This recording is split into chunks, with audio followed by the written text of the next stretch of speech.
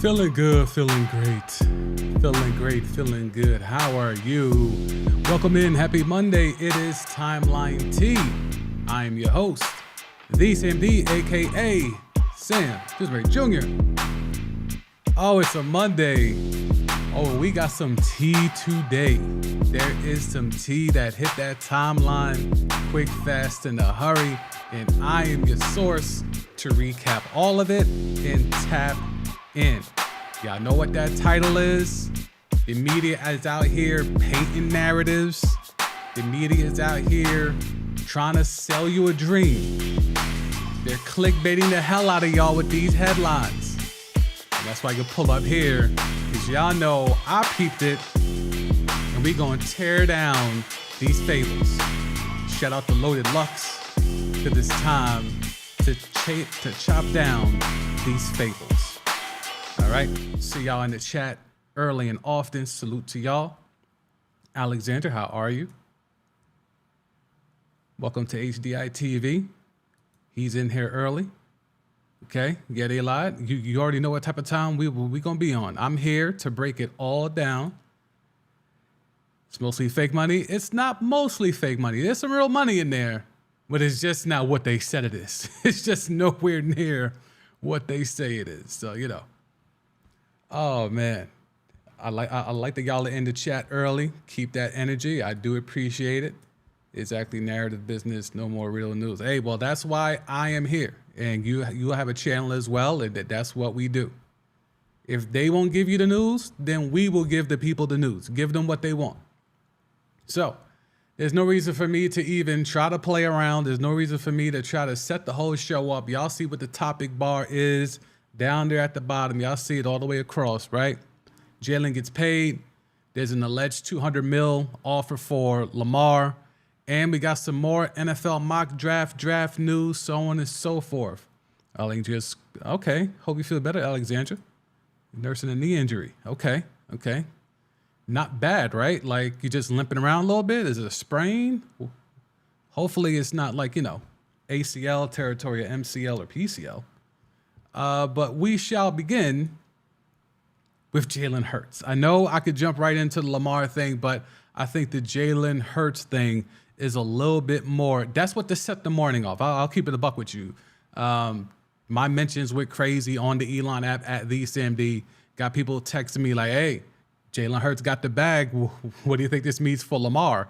And I'm like, well, let's see what this bag is first of all, before we go crazy and start to just compare this to whatever Lamar could get. So you see here via Ian Rappaport, the Eagles and Jalen Hurts agreed to terms on a 5-year, $255 million. That's the key number there. That's the number they want us to focus on, right? That's the number they want us to lock in on. $255 million, okay? That's the number they want you to be like, oh my God, because that means if Deshaun Watson got 230 and he got 255, then oh my God, he's getting more money than Deshaun Watson. He's now the highest paid quarterback. And this is kind of what they were insinuating. 5-year, $255 million contract extension that makes him the highest paid player in NFL history. Now, this is someone who works for the NFL Network, so he worked for the Shield. So a media member working for the Shield, carrying water for the NFL, of course, he's going to push whatever narratives that are needed to make the league look good. It's good for his business. It keeps his direct deposit getting hit, right? Unfortunately, this second part tells you everything you need to know. We'll switch the color up just so we're here. Now, he has an agent, Nicole Lynn. She did a wonderful job on this deal. And this deal includes $179.304 million in guarantees and a no trade clause. Here's the problem. You can't tell me he's the highest paid player in the NFL and then tell me he's getting 179 M's in guarantees, when we know that's not how that works. Because I don't need to tell y'all, it's simple math. Deshaun Watson got 230 guaranteed. Period, hard stop. So what are we doing here where we're painting this narrative that Jalen Hurts is now the highest paid player in the NFL? Because unless it's fully guaranteed, which it is not, because they tell you how much it is in guarantees. Well, if it's that, then how does that make him the highest paid player in the NFL? When if we want to get funky, we could go right here to ESPN, the four-letter network, who broke it down specifically. This contract will reportedly pay Hurts $51 million per year, the highest in a single contract in NFL history. Now, that part is correct because, again, we have to focus on the verbiage. Reportedly pay Hurts $51 million a year, right? Which would be the highest single contract in NFL history, right? But in terms of guaranteed money, only Deshaun Watson, $230 million, and Kyler Murray, $189.5 million, received more in a single contract. Then how are you telling me here that he's the highest paid player in NFL history when literally minutes later we're saying, yeah, but if he hits every single incentive in his contract, then yes. But then that still might not be true because Mahomes, in theory, will get $450 million. But the problem is we got to wait till 2033 to see if he hits every goddamn part of that, every part of that incentive-laden contract. That's the problem here. The headline says 255, highest paid. But in reality, it's 179. Like if he falls down and goes boom, it's only 179. Well, then that's the money. Stop trying to treat me like I'm stupid, like I can't add, like I don't know what math is. If you're telling me he's making it's this $255 million deal, but he's only guaranteed, we'll round up, 180 of it, that's $75 million in funny money. $75 million in funny money. And can we talk about how we called this a few weeks ago? Y'all know in the chat, Lombardi was here that day. I remember. We talked about where these teams are going to rush to sign these young QBs before Lamar does whatever he's going to do. Just in case Lamar finds a sucker, let's get all these young QBs under the old system, under the more traditional contract workflow, just in case Lamar finds a sucker out there that will pay him fully guaranteed money. Because ultimately, these franchises, these organizations, these teams do not want to pay these quarterbacks fully guaranteed money. Jim Irsay came out and said it. I don't believe in fully guaranteed contracts. This is a man whose only claim to fame is having a father own a football team and passing it down to him. Yet he feels authoritative enough to say, I don't feel these players should deserve fully guaranteed contract. When the only reason why he has a team is because of who his daddy was. This is where we're at. So chat, where do we stand? Why are they continuously lying to the public? It doesn't benefit them. How many people walking around today actually think Jalen Hurts has 255 M's? What percentage of the casual football fan, one, actually know who Jalen Hurts is? Well, maybe some of the ladies do. But the casual NFL fan, Do you think they could even tell you who was the highest paid player prior to Jalen Hurts, if we believe the funny money? Or the most highest paid before that, or before that? Who are they getting these lies off to? It's agent games. It's media games. It's organization games. And no shade to the agent. Nicole Lynn, she bet on herself. She put herself out there. It is remarkable what she was able to do. The story of her getting Jalen Hurts as a client is movie-like. She comes out the biggest winner in all this, to keep it a buck with you, because she can now get more clients because she can say, I got the highest paid. I was able to negotiate the richest contract for the highest paid player in NFL history. Even though that is categorically not true. But because when she Googles, she could pull up all these headlines that say Jalen Hurts, highest paid player, Jalen Hurts, richest contract ever, Jalen Hurts, highest average in NFL history. Like, that's what it's going to say. 20 years from now, when someone Googles Jalen Hurts contract, it's going to come up and say highest paid player in NFL history. But there's a reason why when they do the bottom little ticker, kind of like I have down here that says hit the like button. And if you haven't hit the like button, I would appreciate if you would do that. And if you have hit the like button, but you haven't hit the subscribe button, I would appreciate if you would do that. And if you have done that, and if you feel so kindly, there is a donation button if you want to contribute and support the stream. Just like that, there's a ticker. When they have contract information, it says player X signs for Y amount of years for Z amount of money. Parentheses, Y amount guaranteed. That's a real reason. That's a real reason. Because the money that they're announcing isn't the real number. We're not wishing anything bad upon Jalen Hurts, but if something were to happen, he would only get this $179.304 million. And again, I'm not saying he doesn't deserve it. I'm not saying this is a bad contract.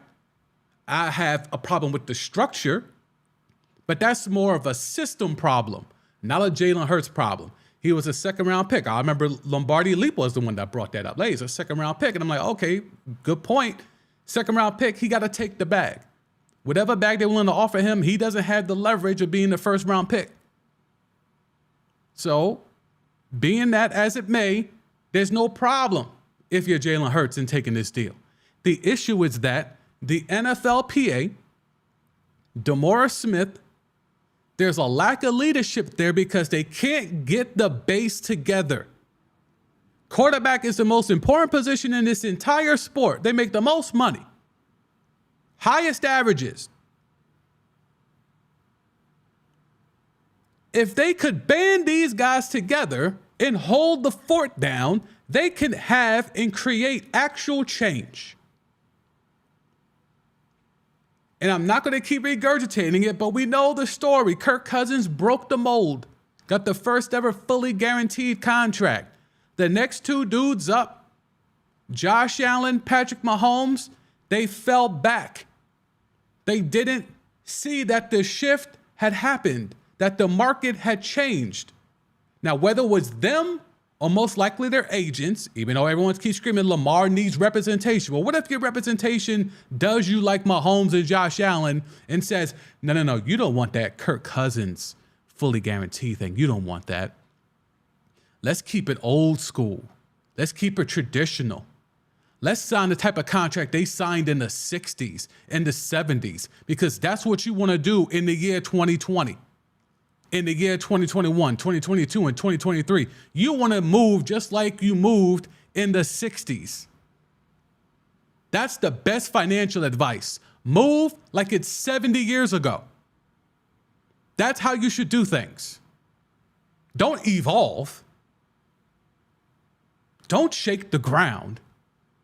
Don't follow someone who lucked up and found a way to circumvent a 60, 70 year long tradition of funny money.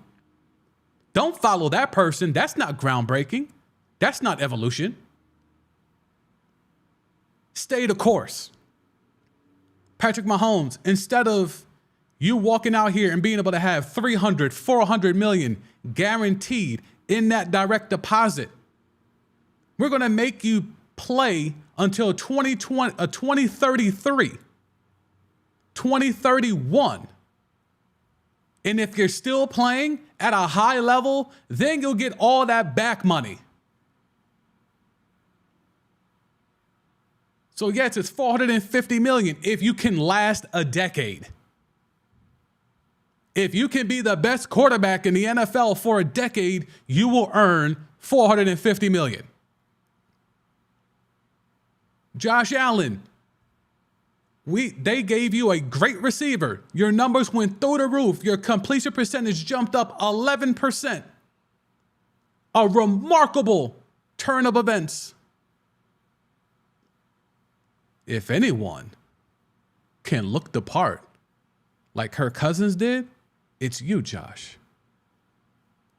You can do it. But no.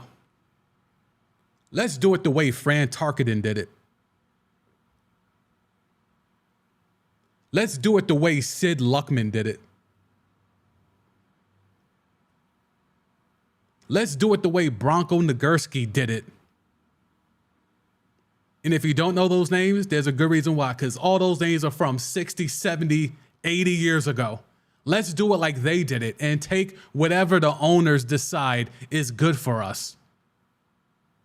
Let's be good soldiers and take whatever the owners give us. Let's not rock the boat. So we'll take $150 million guaranteed, but we'll announce that is over $200 million, because that'll get headlines. So we made sure to get you $9 more million than the guy who just won the regular season MVP and a Super Bowl, and Patrick Mahomes. We follow him. He got 141 guaranteed. I'm gonna get you 150, Josh. But don't get hurt. And you have to play lights out forever if you want the extra 60, 70 million of funny money on the back end. This is problematic as hell. This is problematic as hell. I'm going to try to catch up to the chat. I've been ranting for a minute. I'm sorry, but y'all know how I get. Y'all know how I get. Just seeing these funny money contracts and seeing just the way that people just believe the narratives when the math just doesn't math. We like math on this channel. Sorry. They may not like it in school so much these days, but I like math, especially addition, okay? But this is simple subtraction. When it comes to this funny money, it's simple subtraction. Take the bigger number, minus it from the guaranteed number, all that money right there that's left is funny money. Whether it's roster bonuses, whether it's incentives, whatever, it is funny money.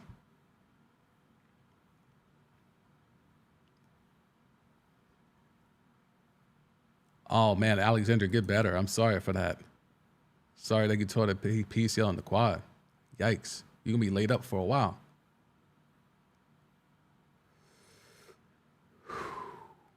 Bring the heat. Here for the fake money. Everyone send Alexander some love. We don't want, she's loyal to this chat. She's loyal to this stream. We want to wish her, send her all of our best wishes.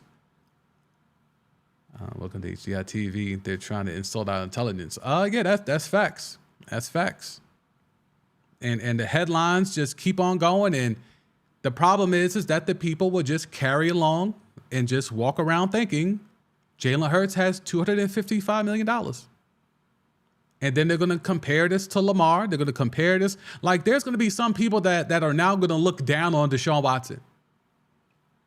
Somebody's going to say, hey, Jalen Hurts makes more money than you. And Deshaun Watson is going to look at them like they have four heads. Like, do you know what guaranteed money means? Since when is 230 less than 179? Lombardi Hurts should have waited. Oh, wow. I thought we said he's a second round pick. He's a second round pick. He had to wait. Man, y'all are riding on Hurts. Hurts copped out, should have waited. Okay.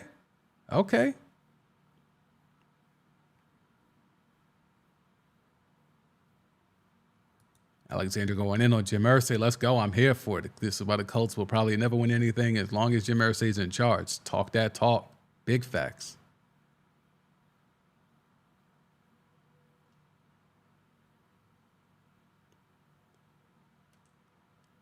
Okay, welcome to 2HD. I say 30 to 40% believe he is, and I believe 10 to 20% actually know who Jalen Hurts is. Okay. I think that's a reasonable number. I'm rolling with that. Boogie Down, what's good, Boogie Down? You already know what time it is. You already know.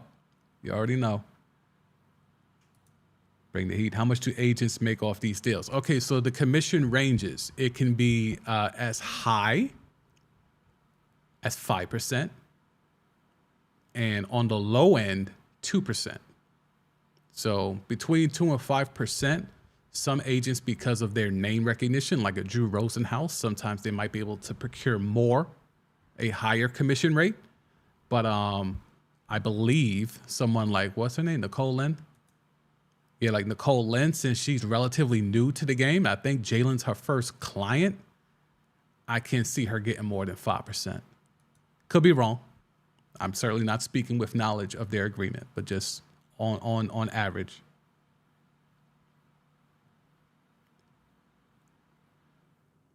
Boogie Down. I thought Watson is the highest paid considering he got 230. No, he still is. Like that's why I named the stream the way that it is, Boogie Down, because I want people to know that they're lying. I want people to know that they're lying. 230 is way more than 179. And when ESPN Stats and Info has to correct their bluest of blue check boys in Adam Schefter, that lets you know. Hurts becomes the highest paid player in NFL history. Like, well, hang on.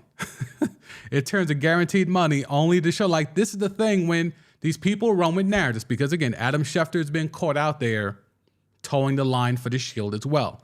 Adam Schefter has been caught out there, basically being a parrot for organizations, right? Especially the Washington one. Okay. If you know, you know, Mr. Editor. But in regards to this right here, he's putting out the headline that's going to get the most interaction, the most clicks, so on and so forth. So he puts this out here, and his own company has to spin the block, double back, and be like, hey, that's a narrative. We don't want to make that seem like it's a fact. So let's give the caveat to what the real money is. When your own job has to clean up after you, it's not a good look. It's just not a good look.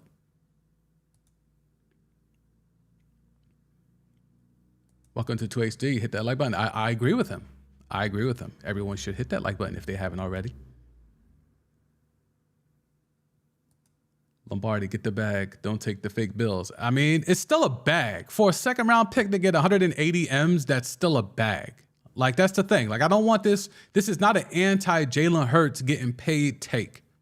Would it have been nice for him to hold out and to make this be scary hours and demand fully guaranteed money like other QBs, allegedly? It would have been great. But he's not in the same position as a Lamar. He's not in the same position as a Jay Herbo. He's not in the same position as Trevor Lawrence or Joe Burrow. So I understand why he's like, man, let me strike where the iron is hot. Let me get this bag and let me chill. So I get it. Bring the heat. I'd fire my agent if they said you don't want guaranteed money. I mean, I'm telling you, man, I'm not.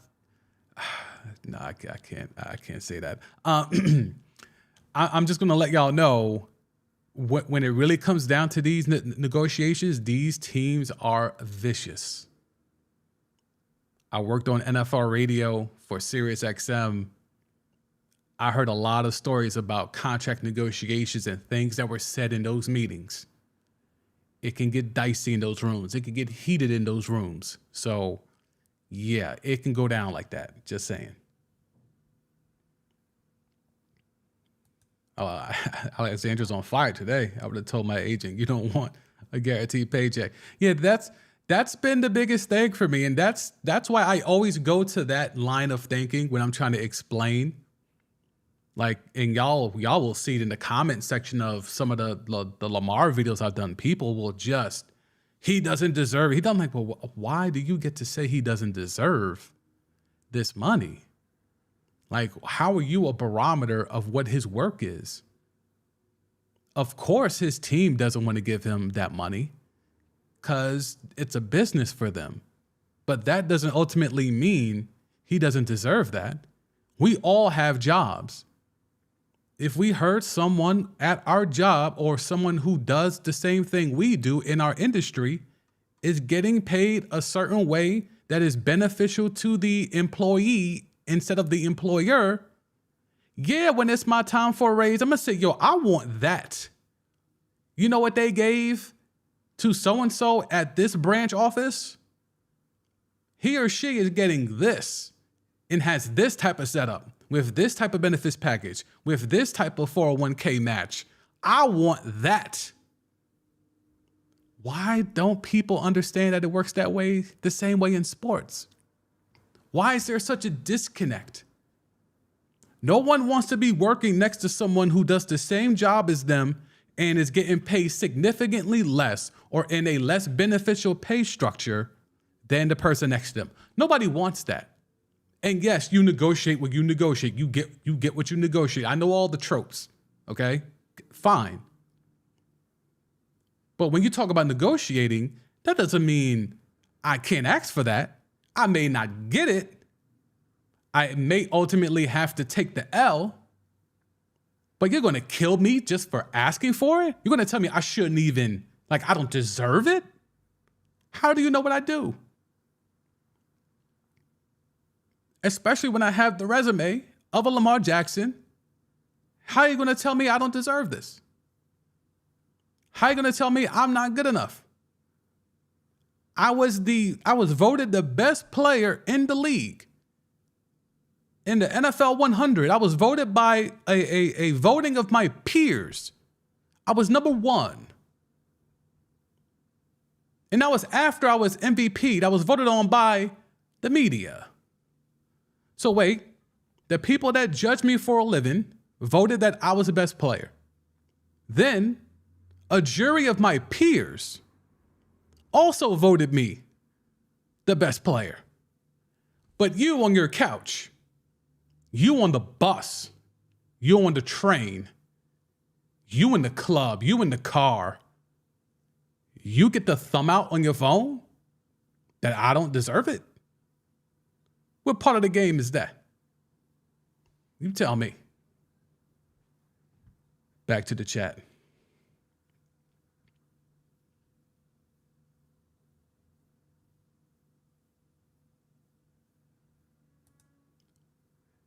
Welcome to 2HD. You good, man. Keep breaking this BS narrative and contract down. I appreciate you. Thank you for pulling up, man. Thank you for hitting up the chat, man. I've been.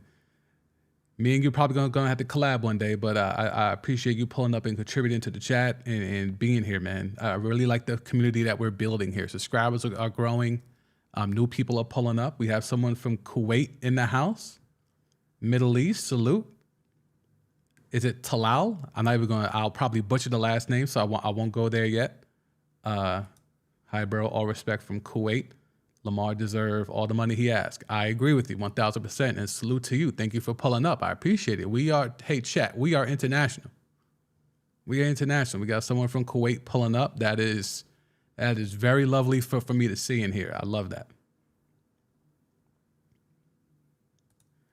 Schefter and Ian are just clickbait artists. I mean, that is their job, and they get paid well to do it. Let's be clear, right? Like, if that's the job, that's the job. I'm not here to say being Adam Schefter is a bad thing.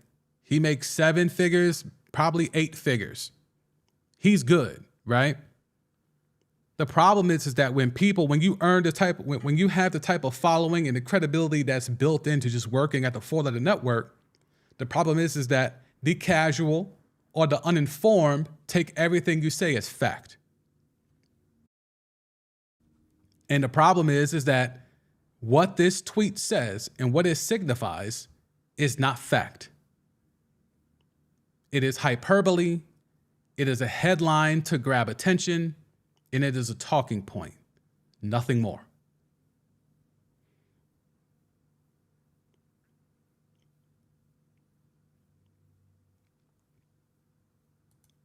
Alexandra, the owners want to give people just enough money to keep coming back, but if I work harder, I can get more next time, but that next never pans out. Yeah, look, I'm so glad that I have found like-minded people. And this is why I enjoy the chat. I enjoy the chat because through my videos and through my content, the algorithm has got us together and we were able to build. And this here is dope. The fact that, because sometimes I think maybe I'm just in my head, maybe I'm bugging, maybe I'm wilding, but you know, all good, Alexandra. We are here for all the pain meds. We are sending you our good wishes. All right, so we have a few more headlines in regards to this story, right? So we have the Ian Rappaport part here, where of course it gets brought up in regards to Lamar. So with this $200 million offer, and we'll go ahead and slide over to that, comparing the Ravens' offer to Lamar Jackson and Jalen Hurts' new contract is complicated, but clarity. Hurts, 179.3 guaranteed for injury. Now, the for injury part confuses people. Don't get confused. That just means that's the fully guaranteed part. So again, worst comes to worst, Jalen Hurts, once he signs this deal, he goes out, he gets hit by a bus and he's paralyzed. God forbid. He gets 179.3 million. That's all that means. That's the guarantee. If he gets injured, that's the injury amount that he gets. So that's why I say that's the actual guarantee. He has to do nothing. And he has that money coming to him. That money is owed to him. That's why that's the part that matters. All the other money, he has to work for. He has to achieve certain incentives. He has to be on the roster for a certain amount of years to earn the extra money. He has to hit certain benchmarks to earn that extra money. And the same thing for Lamar here in this alleged offer, 175 million guaranteed for injury. So 200 million becomes guaranteed for skill, injury, cap in March 2026. So 175 guaranteed becomes 300 million. Now, where is he getting these numbers from? He's getting these numbers from, let's see, where's that tweet? Let me come off the screen for a second.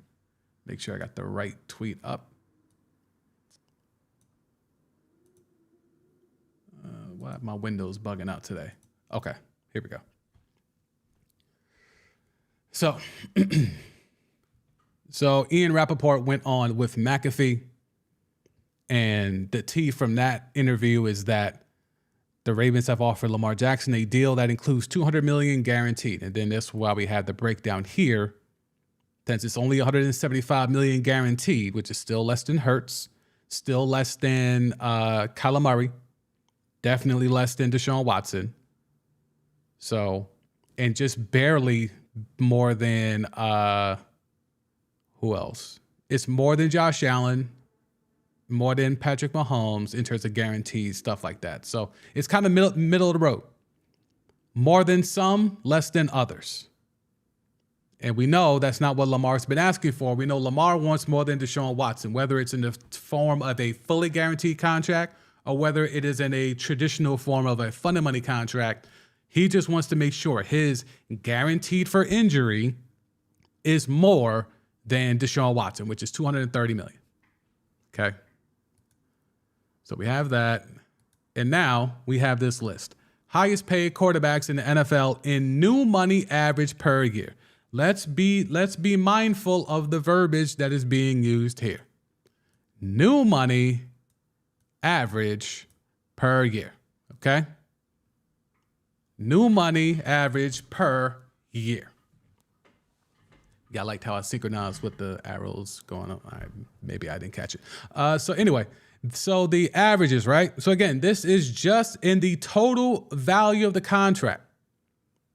We're going to play a game called Imagine We Hit Every Incentive in Every Contract over the course of history. This is the averages of highest paid quarterbacks. If every quarterback hits every incentive, every roster bonus, all of that, right? So Jalen Hurts at 51, A-Rod at 49. Now remember, Aaron Rodgers is guaranteed. His extension is guaranteed. So $160 million over 3 years. That's fully guaranteed. Kyler Murray is $46 a year, but remember, it's only $189.5 million, so it has some funny money in it. Deshaun Watson is $46 million, but that's actually fully guaranteed because it's $230 million over 5 years. Then we have Mahomes, which is 10 years, $450 million, so it can make you think it's $45 million, but again, only $141 million of that $450 million is fully guaranteed. And they have Josh Allen, same deal.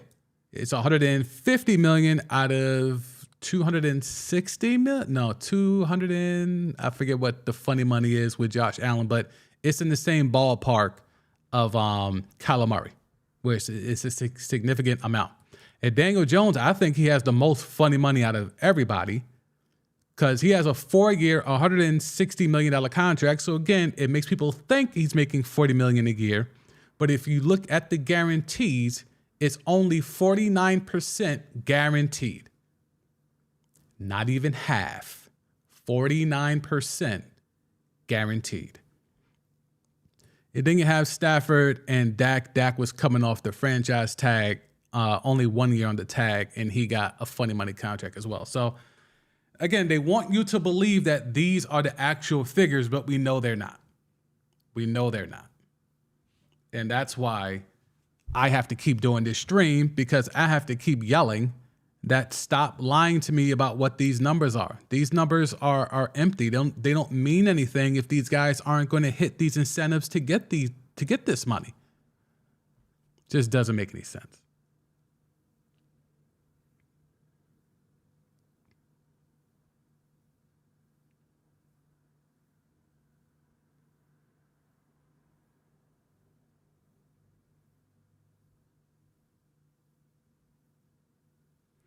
To allow us some heat. I have thought if Lamar blonde with blue eye, how the reporter will said. Hey, look, if Lamar looked like Josh Allen, if he looked like Aaron Rodgers, if he looked like Kirk Cousins, and if you're new to the channel, subscribe. Either still, I'll put out a clip talking about Lamar versus Kirk Cousins. It is in the video feed. I might see if I can let me come off the thing and put that in the chat. But yeah, look, there's certainly, to me, it's not completely racial, and I've been hesitant to make it all about race. But at different parts of this, and thank you to the new subscribers, I appreciate it.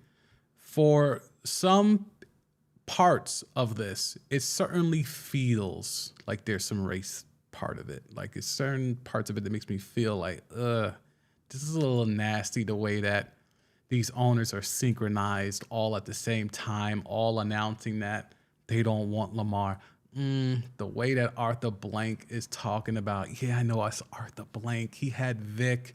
How could he be? But the way he's talking about Lamar just has a little extra vitriol to it that I'm not the biggest fan of. Anyway, if you didn't get a chance to check out the Kirk Cousins versus Lamar segment, it's there in the chat.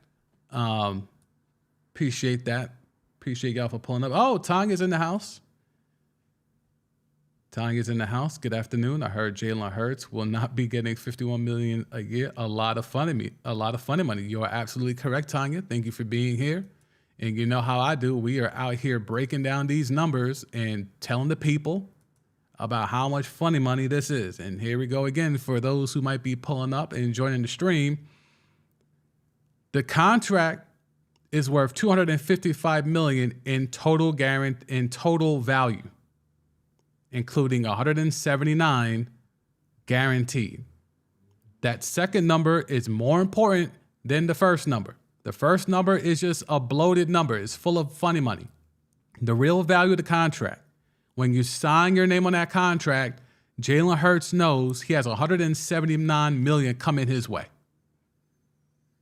And that's what you mean when you say fully guaranteed. No matter what happens, he could suck for the rest of his career. Highly unlikely, but even if he is, he still is owed $179 million, no matter what happens.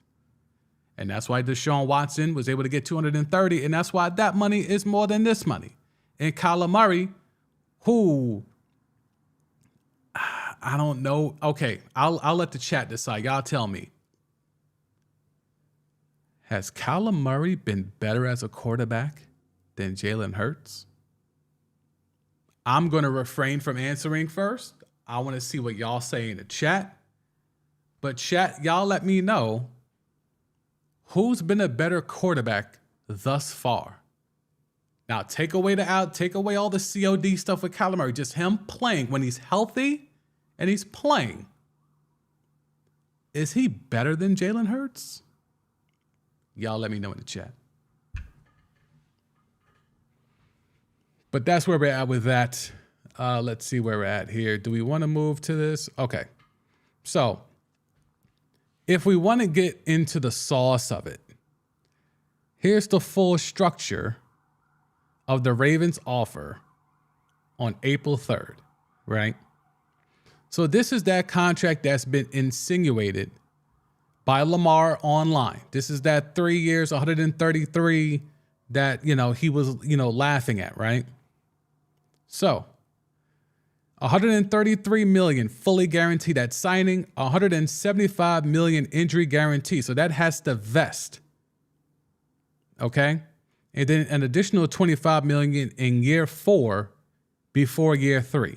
So this is that contract that's kind of been bantied about for a while now in regards to 133 fully guaranteed. As soon as he signs on the dotted line, 133 M's are coming his way, right? Within that first year,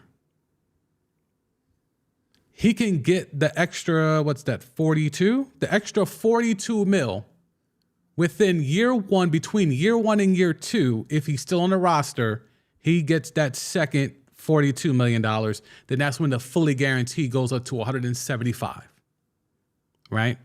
Then if he's still on the roster by year 3, the extra 25 kicks in for the next year in year 4. So it's very much laid out like how the Mahomes contract is, because the Mahomes contract is 10 years. And they're going to make that man earn all of it over 10 years. Roster bonuses, stuff that has to vest after 4, 5, 6 years. There's a lot of that in that contract.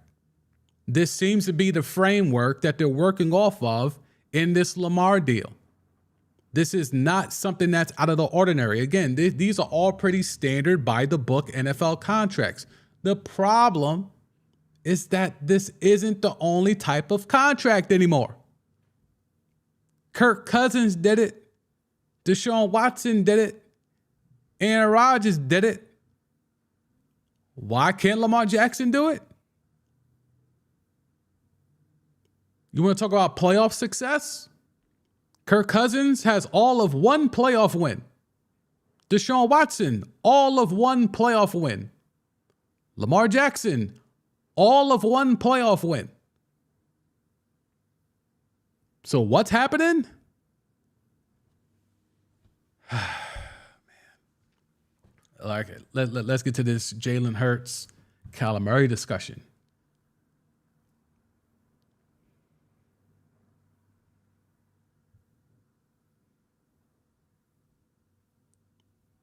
Lombardi Leaves says he's better at Call of Duty. Okay. All right.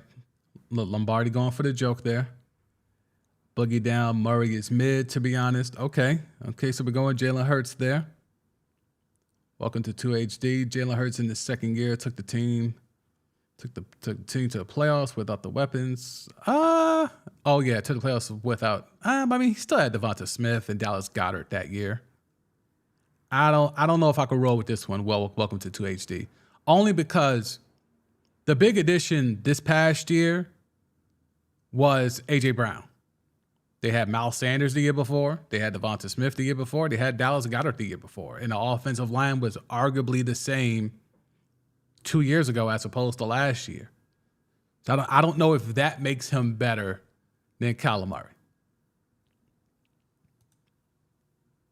But Murray had an inept coach, so it's hard to judge. Yeah, I mean, that's Murray has also had weapons. I mean, he had DeAndre Hopkins. I mean, he's had weapons. I mean, he had Hollywood Brown last year until he got hurt. Like, he's had weapons. Although, again, it's debatable if we're calling Hollywood Brown. I mean, Hollywood Brown's good as your number 2 or your number 3. Bring the heat. Baltimore has no business putting in an injury provision when their training staff got an F-. Let's talk about it. That F-. I am so glad that F- came to the light.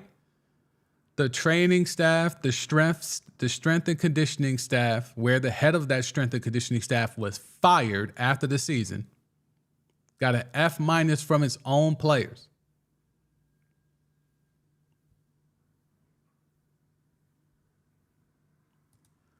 Lamar Jackson has inept coaching and has MVP and a 45-16 career record. Plus, Lamar Jackson never had the weapons Murray has had. There's no excuses for Murray.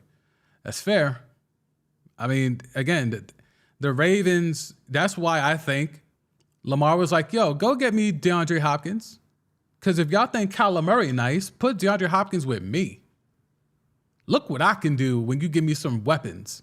So go get me OBJ and DeAndre Hopkins, allegedly.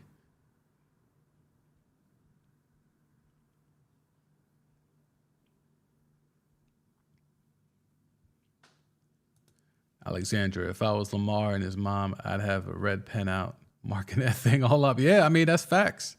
That's facts. Like, and that's why he responded. Let's see if we can find that tweet. Let's use a tweet we're probably not going to use. I don't think we're going to use this one anymore. Let's see, Lamar. There he is. Let's see if we can find that. When did he laugh at that 133? It was a while ago, right? And that 133.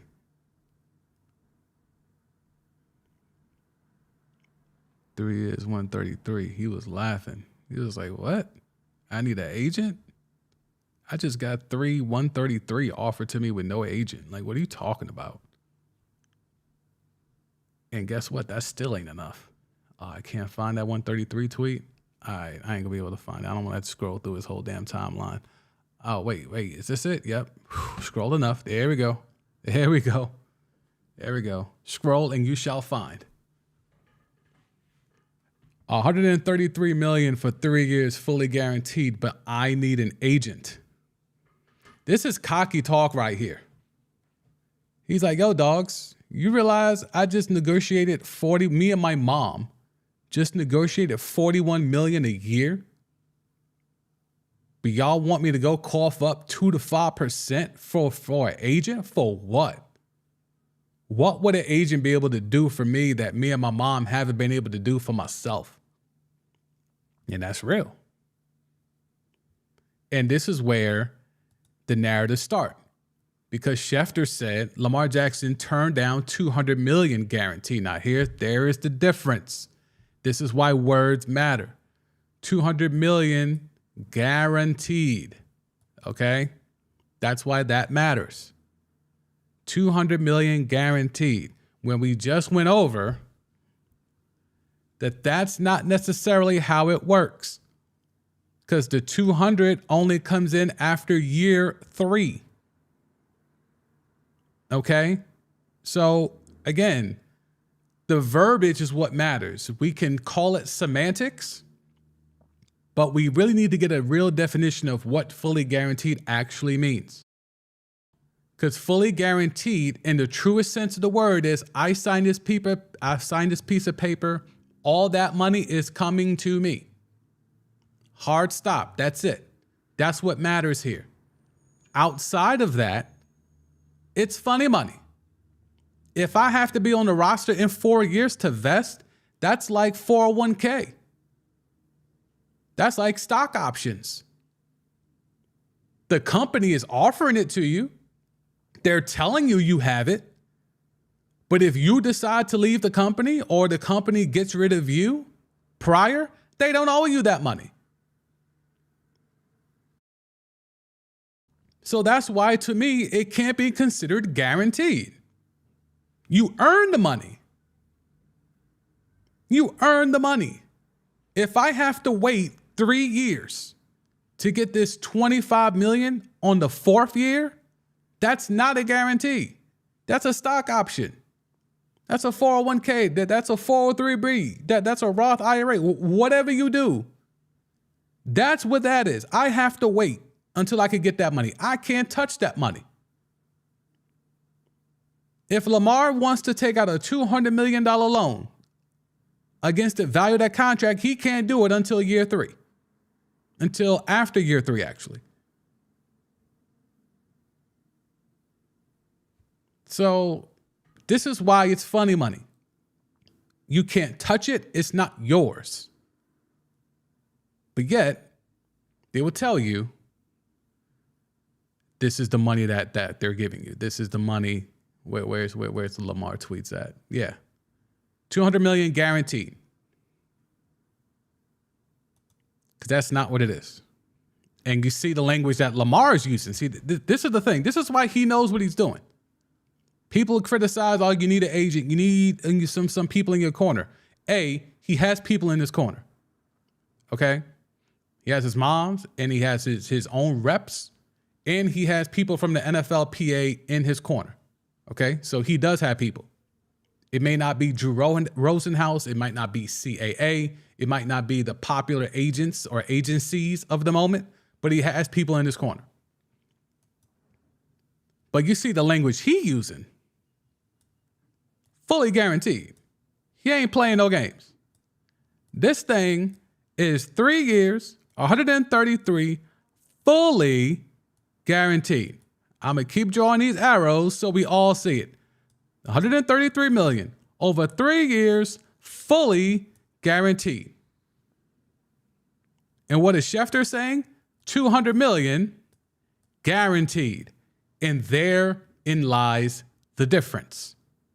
It may not seem like much. Words matter. Context matters.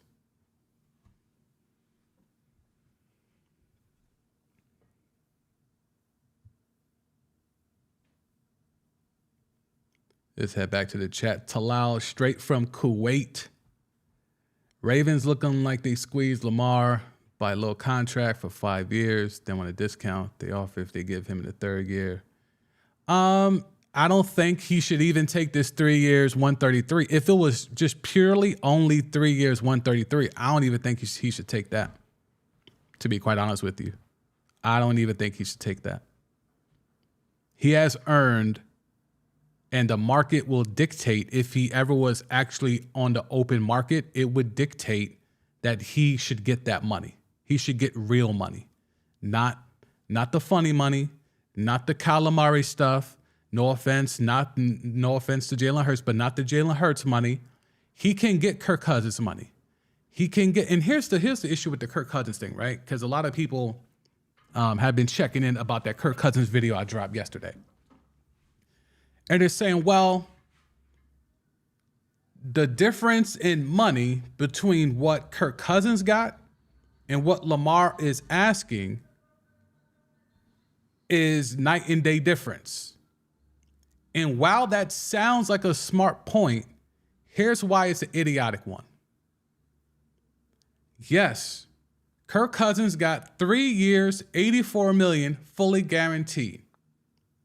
You know why it was only 84 guaranteed? Because even at 84 guaranteed, that was still the richest fully guaranteed contract in NFL history by a wide margin. You had to start somewhere. But even when he got the unprecedented first ever fully guaranteed contract, he still broke the mold. So just because we've gone from 84 to then Deshaun Watson getting 230 doesn't mean that now Lamar should be criticized because, oh, well, the new number's 230. I want 250. I want 300. We don't know what the number is, but we know it ain't no damn sure ain't no 133 for no 3 years. How you going to really give me or offer me 133 million right after someone just got 230? We went from 84 million guaranteed over 3 years to 230 over 5. That math doesn't math that you're trying to slide me pause in between. That math does not math. The new number to beat is now 230. It's a real simple math equation. This does not have to be hard. But because people have because people have biases, because people just want things to stay the same, because Lord knows we should never evolve. Market value should stay the same. If only it were like that in real life. The price of milk should never go up, right? But it does. And what happens? You pay the price. The price of eggs should never go up. But guess what? It does. Because the market says so. And what do? You pay the price. The market says the highest paid player on this structure of contract got 230 million. So when someone else wants to follow that same line and wants that same type of contract, they're going to want more than 230 million. Because that's how markets work. But I know in sports, you're playing a child's game. People would kill for what you do. People would do that job for free. No, the hell they won't. Who would go out there and get paralyzed running across the middle for free? Who would go out there and get concussed with CTE for free? What? But, you let the Twitter gangsters tell it. The YouTube comment gangsters tell it. That's what they say they would all do. Silly shit. Absolutely silly shit. Back to the comments. Yeah, y'all are heavy in the chat today. Y'all know I always appreciate it. Y'all are heavy in the chat. Salute to those who have pulled up. Welcome in. This is a daily live stream that I do, taking all the best stories, the most interesting stories from the timeline involving the world of sports. NFL mostly, but we do touch on other sports. But lately it's been heavy NFL. And we go through and we chop down these fables. And there's some fables today because as y'all see in the title that you probably clicked on, they are lying to you about the money that Jalen Hurts got. And now they're trying to use that lie to carry over to slander Lamar Jackson's name. And that's where we're at here in the stream. Alexandra, I don't blame Lamar for not signing that garbage contract. The fact that he's putting emojis, that tells you what type of time he's on. Lombardi, mama's going to get her boy that bag. As I would hope all of our moms would. If my mom gave me a funny money contract, I would look at my mom. I would look at my mom differently. I'll keep it a buck with you. Moms pull up on me with that Jalen Hurts. I'm like, what's this? I thought we said Deshaun Watson plus 20. Why you handing me this funny money Josh Allen contract? That's not even more than Kyler Murray. Why are you handing this to me? I just took my team to a Super Bowl. Kyler Murray's out here playing COD, and he's got multiple vets and ex-coaches saying he needs to be more mature about his job. I just came off a Super Bowl. I can't get more money than him? Huh?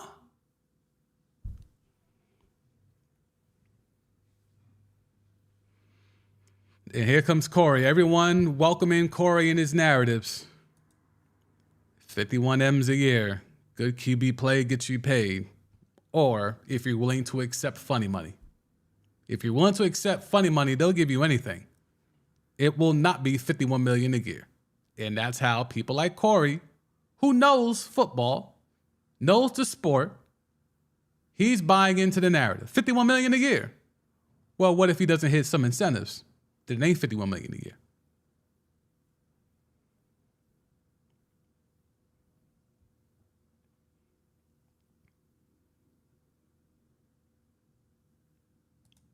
Alexander, if I go to work every day, but you aren't paying me until 3 years later, I am not coming into work for free for 3 years. I mean, that's facts. I would hope everyone in this chat co-signs this statement. And if you don't co-sign this statement, holla at me offline because we need to talk because I need to know the rationale. I don't want to embarrass anyone here in the chat. So hit me offline because if you're not on this type of time, I don't know how you can be here, to be quite honest with you. I don't know how you could be here.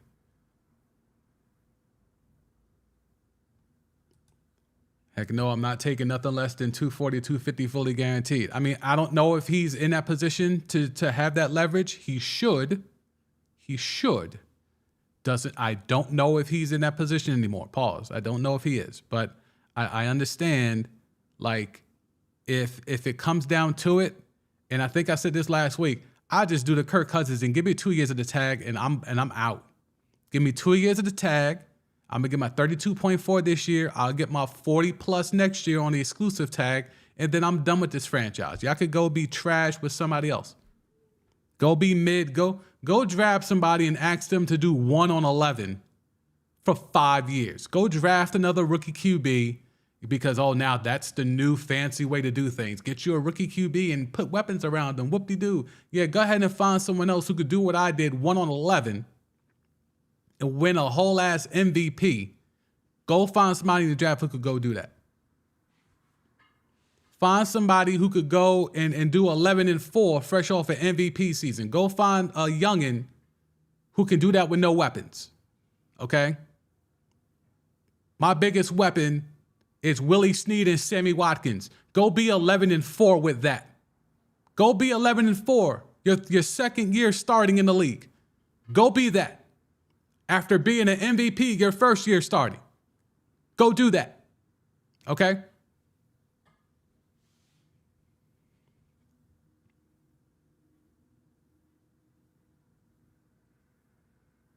Oh, okay. I see what you're saying, Talal. The Raiders offered him in the third year of rookie year. He would yeah, likely.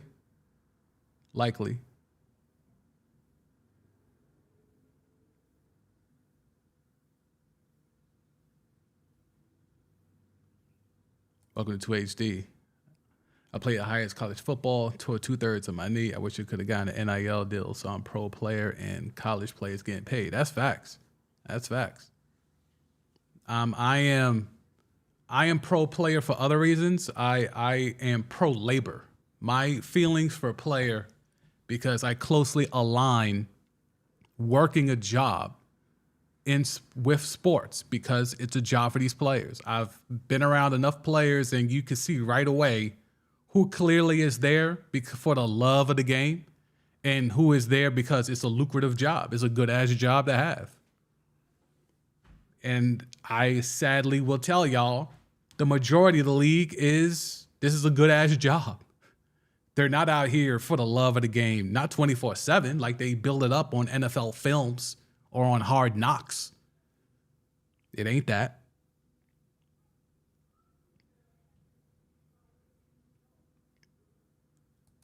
Welcome to 2HD. Pull up with that Jalen Hurts money. Mama, sorry you got to go. That's facts, though. Like, yeah, moms, you tripping. Come up in here with that funny money, you tripping. You know what? Your cut is coming out the funny money. So you got to wait 3-4 years to that vested money. Your cut coming out of that. All that 170 whatever, that's all me though. That's all me. That's hitting my account straight up. Oh, that car I was going to get you, that house I was going to get you. All that's going to have to wait 3 to 4 years. That's coming out the vested money. Now you're going to offer me that contract, or are you going to go get my Deshaun Watson plus 20 contract?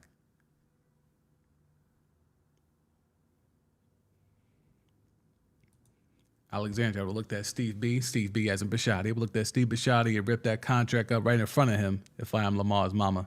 And I'll be throwing a Medea type fit in that office. I mean, something tells me she might have already done that.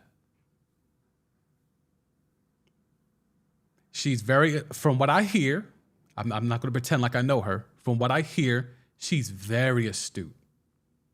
She ain't for play. Lamar's mama is not for play.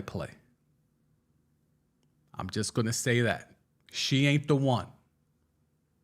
She might be that meme. Fuck around and find out. Like she might be that meme. I'm just saying. Steve B, fuck around. You'll find out.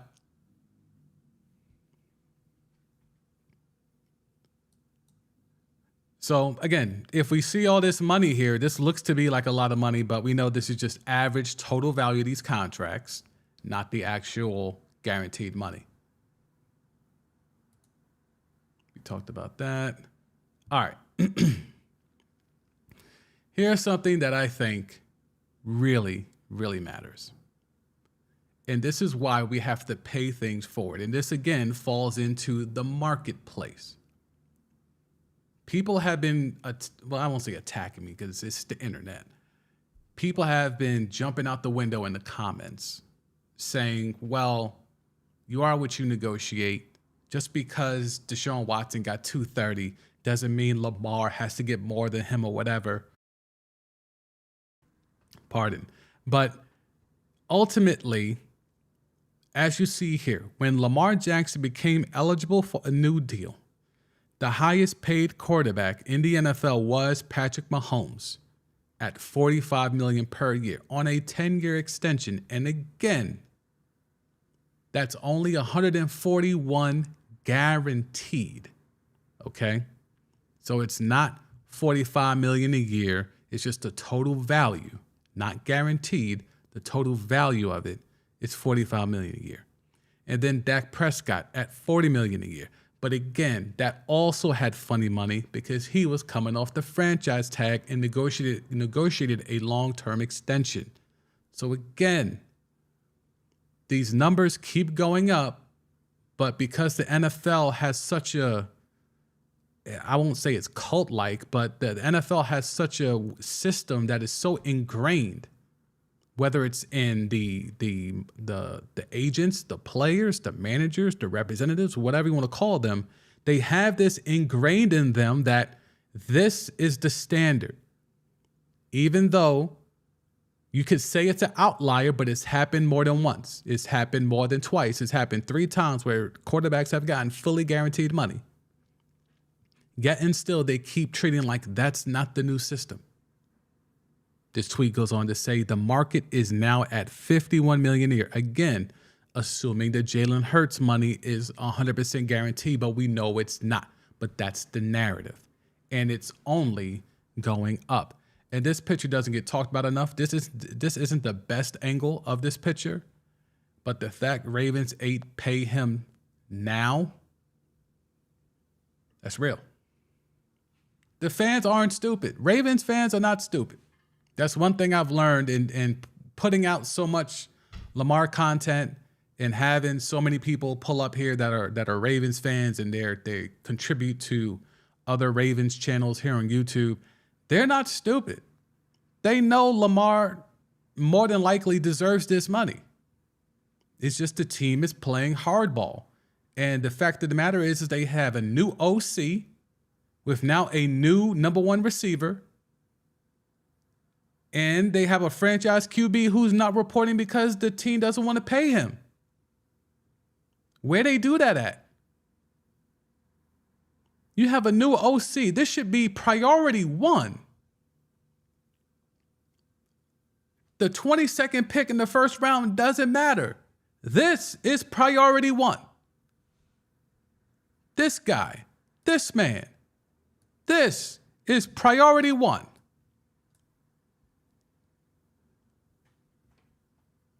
But yet, they're playing games with that 22nd pick. They keep talking about a contract that was reported on months ago. Why are we still talking about this 3-year, 133, which is 175, which then turns to 200? Why are we still talking about that contract? Lamar tweeted about this over a month ago. Literally over a month ago, he tweeted about this. And we're still talking about this contract. as if this is real time. It's not. It's a month ago.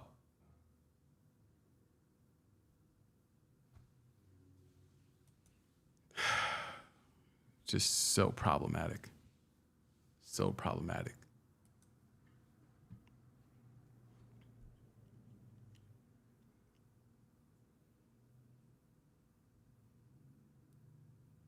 Back to the chat.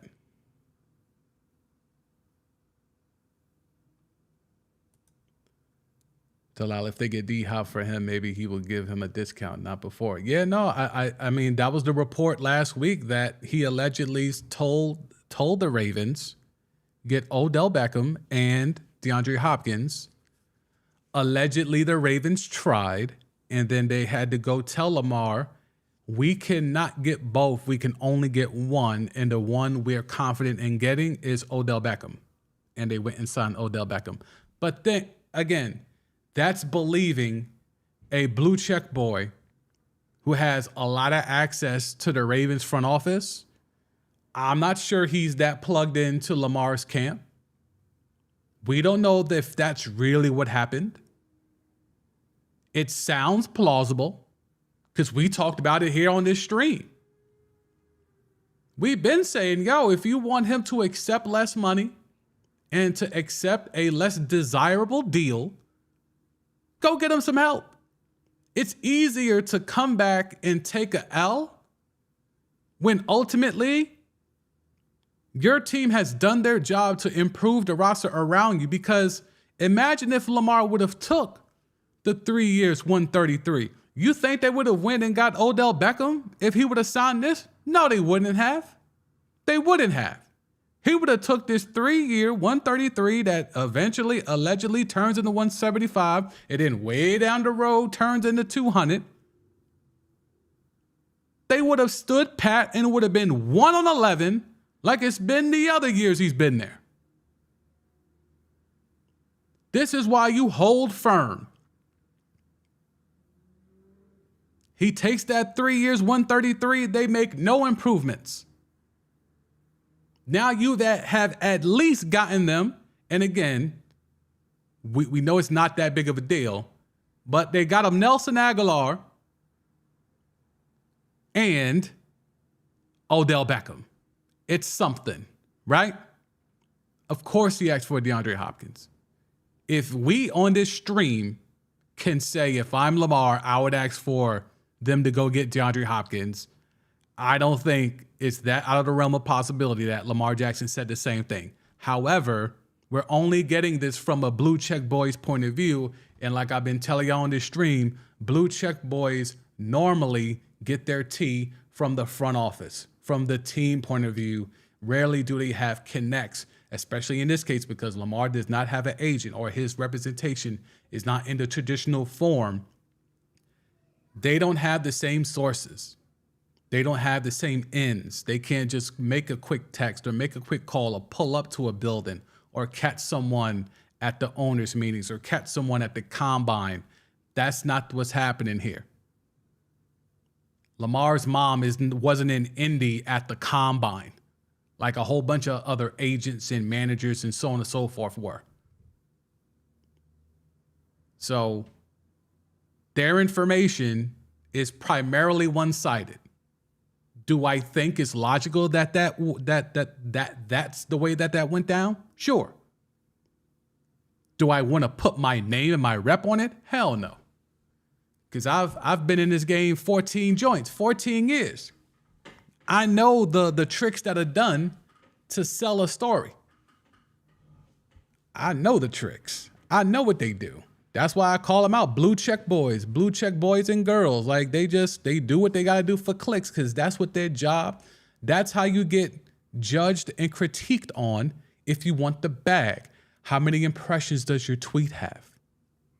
How many followers do you have? What's the engagement on your post? That's what it is. It's not, can you break a story? Can you run down a story? Can you analyze what you're seeing? Can you report on news that's informational instead of what's salacious? What is blaspheming? Let me not talk. Let me not talk too much of that talk tonight. But yeah, yeah. This stuff just gets me going, man. It's just a lot of hypocrisy. It's a lot of narratives. It's a lot of fake news. It's a lot of all of that stuff, man. Wendy, thank you, Wendy, for pulling up. Kyler Murray has done nothing, and he is hurt most of the time. Okay, that's fair. That is fair. Kyler Murray, where's Corey at? Kyler Murray's catching a lot of strays in the chat. Corey is a chief. I won't say he's a chief Kyler Murray lover, number one, but he's up there.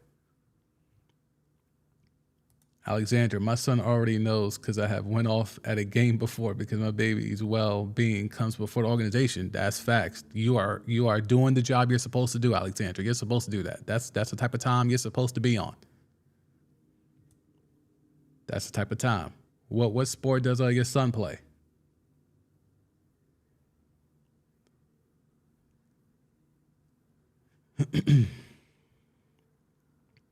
Welcome to 2HD. I'm a Deshaun fan. He has not accomplished what Lamar Jackson has done. I've been a fan of both since Clemson, Louisville days, but LBJ should get more. Yeah, I mean, I just don't understand. I don't get the comparison doesn't really match when you really iron it out. We don't even got to get into Deshaun and the 20 plus cases of sexual misconduct, assault, or whatever you want to categorize it as. We could just get into the fact that he had 2 blown ACLs and sat out a year because of a trade request, because of a contract dispute. If Lamar only did one of those things, the vitriol would be enormous. People would be raining down negative takes from the heavens upon Lamar Jackson. He just brings that out of people. What it is, I don't know. But something about him makes people just jump out the window in a negative fashion with a different type of energy, a different type of venom.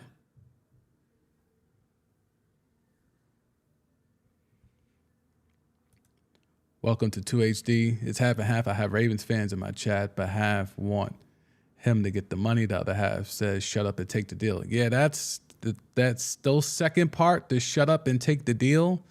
I don't like those people, to be quite honest. Like, unless you have a justified reason, which usually they do not. And I'll take it back. I'm not going to say I do not like those people. I can't judge them off of that. However, I think that take is such a lazy narrative because it's not based on information.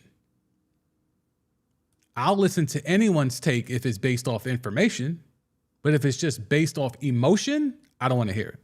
I'm good because my fandom days are long gone. I used to be a heavy fan of multiple teams. I used to be a Mets fan. I used to be a Bears fan, a Bulls fan, a Blackhawks fan, Notre Dame football fan, Georgetown Hoyas basketball fan. I was a fan, okay? As a kid, as a teenager, and even as a young adult, I was a fan. Then I started learning things about this media industry, which got me access to sports in terms of athletes, managers, coaches, trainers. You get to learn about the dirty underbelly of it all. And it soured me on sports. It soured me on fandom. It truly did. Working in this industry soured and more or less killed my fandom. Plus, I mean, being a Bears fan, and I was one of the few Bulls fans who hung on after Michael Jordan retired. I was there for the lean years. I was there for Pete Myers. I was there for early Tyson Chandler and Eddie Curry. I was there. I was hanging on for Marcus Fizer and Eddie Robinson. Then I learned that fandom is really wild. Like, fandom can really just make your brain think things that aren't logical. And I didn't like what my brain was thinking when I would watch my alleged favorite teams. And I said, I got to get off this.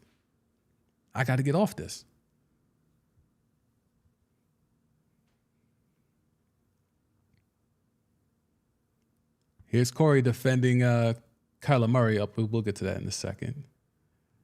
Look at 2HD. Aguilar is trash. I'm sorry. Terrible hands. Not a strong route runner. A wide receiver or you at best. Oof. He's definitely not an X. You're not putting him at the X. Come on, man. Aguilar might tell you he's an X. Let's see. Beckham is to remain to be seen if it could be a Z or a wide receiver. So yeah, they need to get D-Hop. Yeah. They need to get somebody. Maybe somebody in the draft. I think if they're at 22, Quentin Johnston allegedly could be available at the 22nd pick, assuming there's not a run on receivers in the teens. I would take Quentin Johnston. I would do that if I'm them. And here's Corey to defend Kyler Murray. Kyler Murray was the first pick in the draft to a poverty franchise in terms of winning. What are we expecting? That's a good question. So y'all answer him. What flaws are truly about Kyler Murray and not about the fact that he had Cliff Kingsbury, not about the fact that he was saddled with a GM that may have been doing nefarious things behind the scene, and also things that were attributed to the owner who likes to fly planes around instead of, getting free food for players and their families in the team cafeteria.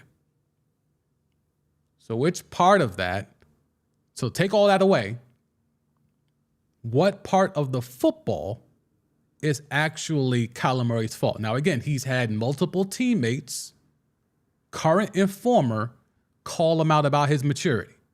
That's a thing, okay? But in terms of football, what's been Kyler Murray's biggest problem? And let's not just go with COD. That's too easy. We have all watched Kyler Murray play. What's the problem? Talal checking in, live and direct from Kuwait. If you're in Lamar's shoes, what will you accept?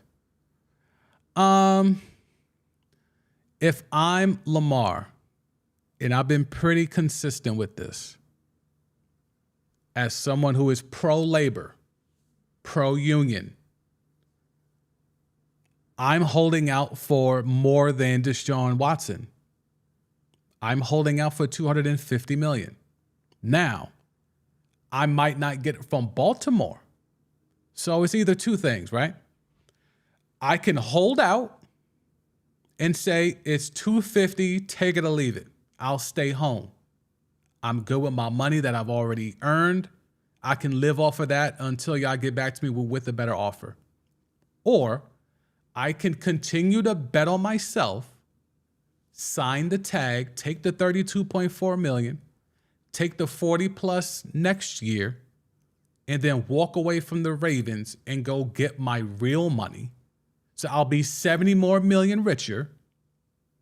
And then I'll go cash out for probably 300 million by that point, 2 years from now. Once Burrow gets his money, Burrow becomes the next one I have in my radar. More so than Justin Herbert, but we'll get there. If I'm Lamar, I'll take the tag for 2 years, collect about 70 plus million, and then go to the highest bidder, and it's fully guaranteed, no negotiating. This team, the Baltimore Ravens, clearly do not want to pay him the money he wants. Okay, fortunately and kind of unfortunately, there's a system in place for this, and that's why the franchise tag exists. And never forget, the players had a chance to eliminate the franchise tag, but they chose smoking weed over that. Never forget that. So D. Morris Smith and NFL Players Union, they had a chance to eliminate this franchise tag so that Lamar could be a free and clear free agent right now to get money from the highest bidder, so that Arthur Blank could stop lying, so that Ron Rivera could stop lying, all of that. But no, players wanted their weed. So all these players that are sitting on their franchise tag, Saquon Barkley, Josh Jacobs, Evan Ingram, the list goes on and on. All these guys are sitting on the franchise tag. Ain't nobody trying to sign that tag, but they can all blow it down now though, right? Everyone got the sativa. We good, right? Chocolate tie for everybody, right? Girl Scout cookie for everybody. So to allow to answer your question in full, I would hold out. My worst case scenario, my backup plan to that would be I'm just going to take the 2 years of the franchise tag and walk away from the Ravens after the second year of the franchise tag when I'm an unrestricted free agent.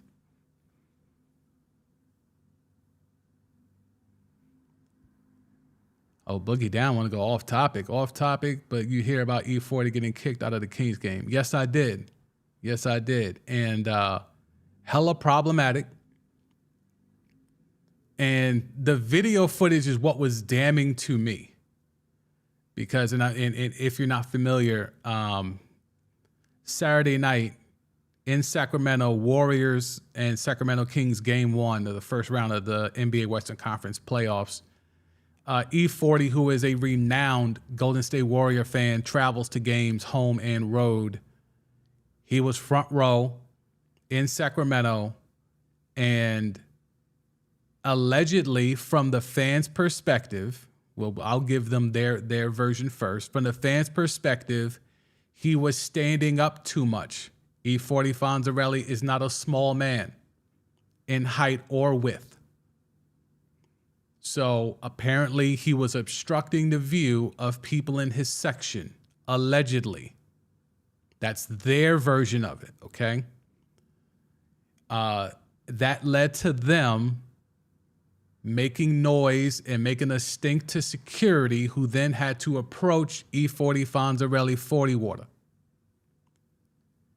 Then that led to security approaching E40, and at that point in time, words were exchanged with E40 and security. It got a little contentious, which led to E40 being escorted out of the building with Andre Iguodala and Gary Payton. Was he the second or the third? I forget. Glove Jr., right? So the second. So that's their version. The E40 Fonzarelli 40 water version, backed by Jalen Rose of all people, is that he was being heckled by people behind him. Kings fans were berating him. This one woman who is not melanated was heckling E40 for the entire part of the game. I believe this went down towards the end of the second quarter, I believe. Someone could fact check me on that. But he was being heckled by this woman who was not melanated, and E40 Fonzarelli Quarterwater turned around and finally had enough and said something. And if you know how E40 Fonzarelli 40 water is about his verbiage, he probably said something really slick and was really hitting, and it caused problems. And at that point in time, that's when security got involved, and security was trying to manhandle E40 Fonzarelli out the building, and E40 said he got no warning. He was just approached by security. He tried to give his version of the events to security. Security was not having it, and security, whether it was racially motivated or what have you, E40 was kind of grabbed up by security by the arm, which E40 did not take too kindly to. And yeah, it was real static in Sacramento. And the problem I have with the video is that the woman that is not melanated, who was the one that was getting into it and effectively was the one that called security on E40, she was bragging to the people around her of what she did. She had her phone out. I'm assuming the man next to her may have been her husband, who knows, whoever that gentleman was. He had his phone out, and it was all footage for them. And I don't want to make it racy. I don't want to make it all about the race, but there certainly is a factor there. But I'll just say this. E40 had to be one of the greatest of all time at what he does, just to be able to go to a Sacramento Kings game in the playoffs and sit front row. I would love to know what that woman does for a living, who was able to sit a few rows behind E40 and felt the way that someone who looked like E40 was in front of her at a high-profile game and decided to make a stink about it. That's all I have. If y'all saw that, you can definitely hit up in the chat. If not, you can watch it on your own time, and we could discuss that tomorrow or later in the week. But yeah, hella problematic to me. Okay, back to the chat. Boogie down. Murray is a limited player. Unfortunately, his lack of height prevents him from seeing the middle of the field, and he's injury prone. Okay, so for those who are pulling up, thank you for pulling up. If you could tap that like, I would appreciate it. If you haven't subscribed to the channel, I would appreciate you doing that. But where we're at right now is Kyler Murray. He makes more money fully guaranteed than Jalen Hurts. There is a discussion we are having. Who is actually better as a football player right now? Jalen Hurts or Kyler Murray? Because Jalen Hurts, despite taking his team to a Super Bowl, still makes less money, fully guaranteed money, than Kyler Murray. And if you're talking bad about Kyler Murray, can you give football reasons, please, not COD?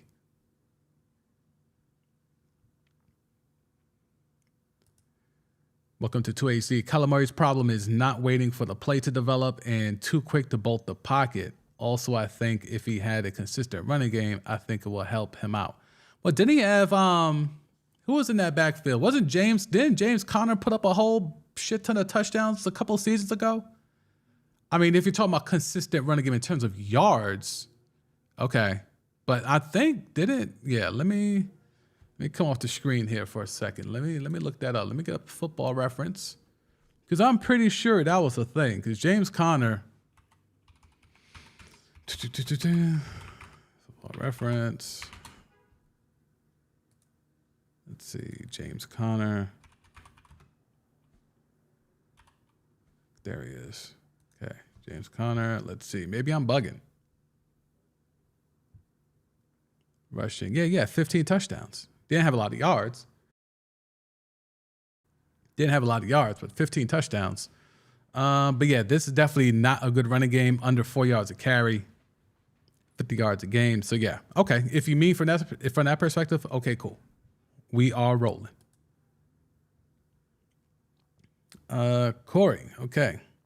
Waiting for the play to develop behind a trash line. Y'all aren't watching the games, I fear. Okay, so Corey is challenging y'all football acumen. What do y'all have to say about that? Corey is calling y'all out, and y'all ain't watching these games. So 2 seasons ago, they were 11th in scoring. Let's see if we have any...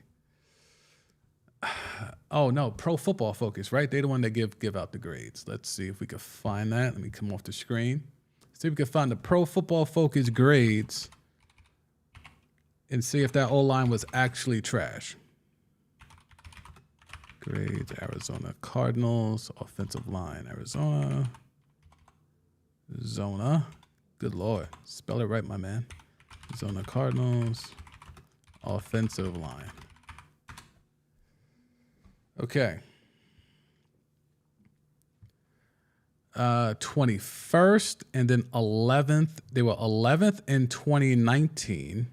Wait a minute. This looks, the way that they're writing this is weird. Pro Football Focus ranked the O-line 21st heading into the 2020 season and then 11th last year. And looking to 2022, the Cardinals are back to the bottom third of the NFL. Okay, so he had a 1-year mid-tier offensive line because 2019 was the rookie year, yes? 2019 was rookie Kyler Murray?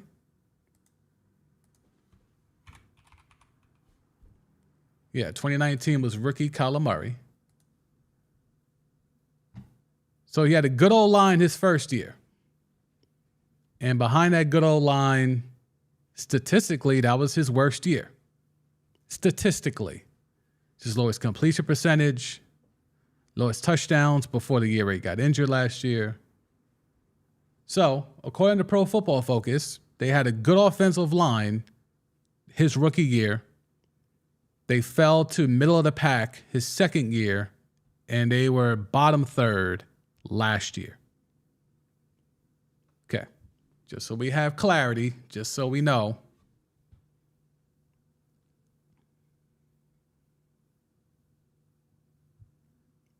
Alexandra saying the loud thing out loud.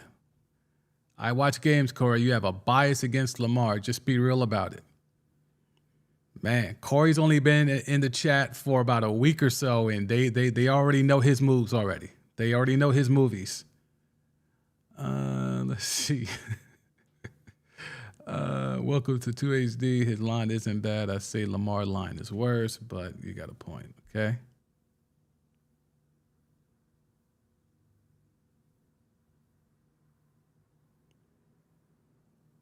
Yeah, welcome to 2HD does content as well. He does sports content as well. You should check him out. Let's see.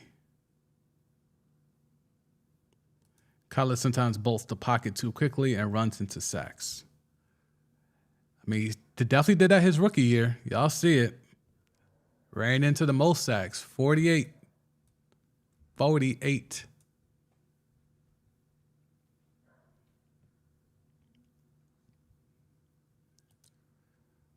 Murray is a 1-2 read type QB and take off. Doesn't go through progressions or scan the field. Okay. See, like, again, see, I asked for analysis and y'all able to give me analysis, and that's why I rocks with this chat. Y'all not just giving out hot takes. You're giving real analysis.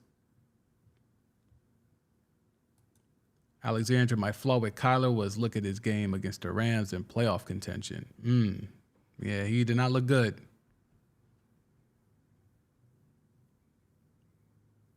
Corey, the team that won the Super Bowl, you mean the superior team won. Boogie down. I live in Northern California. Sacramento is in Central Valley. A lot of non-melanated people in the city is racist and segregated.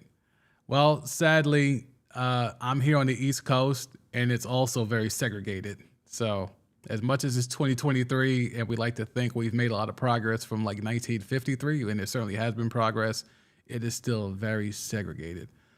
Those fans were def hating on him because they were jealous he got good seats and is black. Okay. Yep. I think I certainly, it seemed, again, the video is what sells it, right?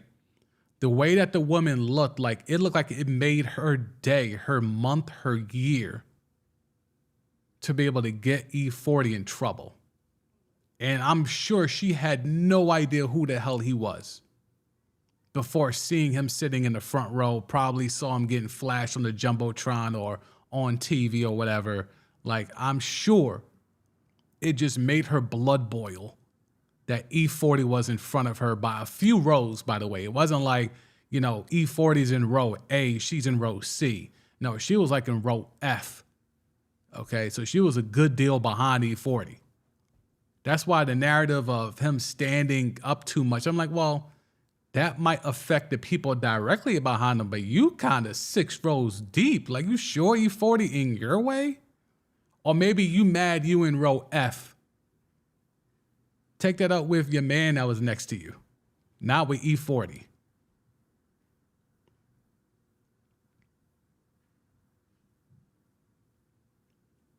Welcome to HDLC. He talking that talk. He talking that E40 Fonzarelli talk. 40 water. Just wanted this Skrilla for her rodella in Sacktown is known to be very prejudiced. Okay. So one thing I've learned through this chat is what places to not go. It's like, I have told y'all about Long Island. Y'all have told me about Sacramento. And there was another place Boogie Down told me about out in Cali to stay away from. I forget off top. Let's see. Here's my top 10 and top 15 MC of all time. Wow. Okay. I don't know if I'm going that far with E40 Fonzarelli. And I am a big 4-4 guy that grew up here on the East Coast. I am a West Coast savant. Like, Death Row changed the way I looked at music. That whole Death Row run from, Chronic, Doggy Style, Dog Food, Lady of Rage, all of that, Above the Rim soundtrack, Murder Was the Case soundtrack. obviously all eyes on me. Even the dog father had a couple of joints. Like that whole run, that shaped me musically in a way that I could never get from anybody on the East anyway. But I don't know if I got E40 in my top 10 or 15. But salute though. I mean, he got bars. And he can always say he had Biggie hemmed up. He had Biggie hemmed up in the warehouse. He set Biggie up for the L.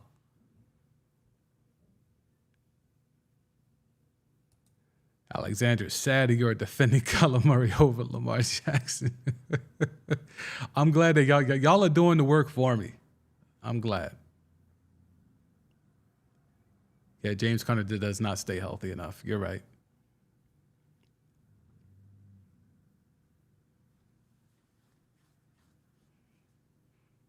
What I said, Corey's smoking something. Hey, I won't say where he's at. I don't think it's legal where he's at.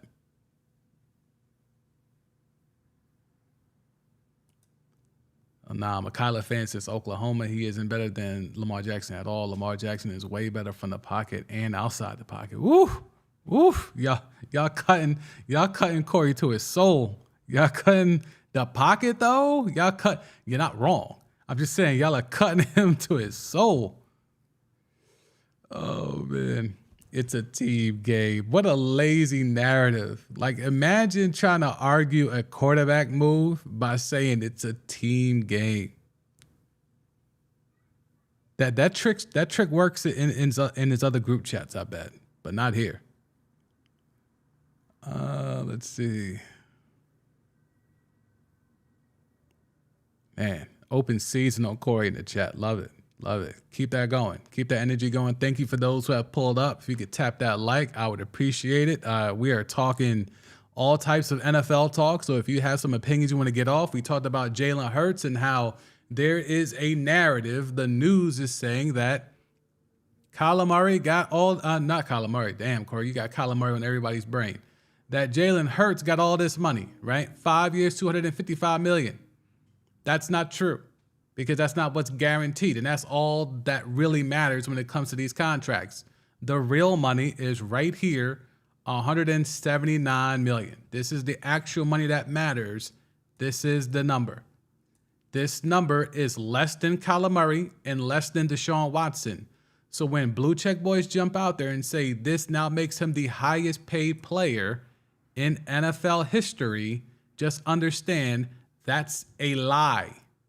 They are adding in the incentives, the roster bonuses, what we call here the funny money to make this contract more than what it really is. Now, Jalen Hurts, if he plays perfectly, can get all $255 million of this money. How likely is that, though? Patrick Mahomes could play at this level for the entirety of the 10 years, $450 million contract that he signed for that isn't fully guaranteed. He can play all 10 years and still not get all of the $450 million. So again, they make you believe these numbers, but the math doesn't math. And we like math here. Maybe not the Pythagorean theorem, maybe not algebra, but this here is simple addition. And unfortunately, there's a lot of subtraction.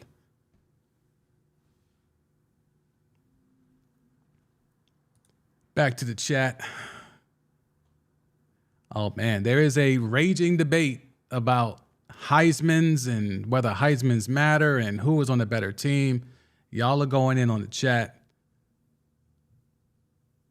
I'm going to let y'all cook Corey. I'm going to just, if you want to know how Corey's getting cooked, you can just go ahead and just check out the chat. He is fighting the entire chat right now. So, all right. While y'all are getting at Corey, we will move. Let's see. We will go. Let me come off the screen here. Let me set this up. Because there is some draft information going on as well.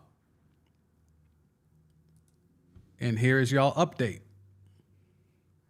Alabama quarterback Bryce Young has canceled the rest of his pre-draft visits and likely is going to be picked first overall to the Panthers in the 2023 draft.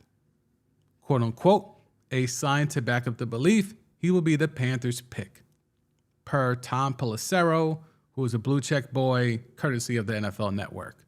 Now, y'all know on this stream, we've been doing a lot of mock draft talk, a lot of draft rumors, innuendo, and the like.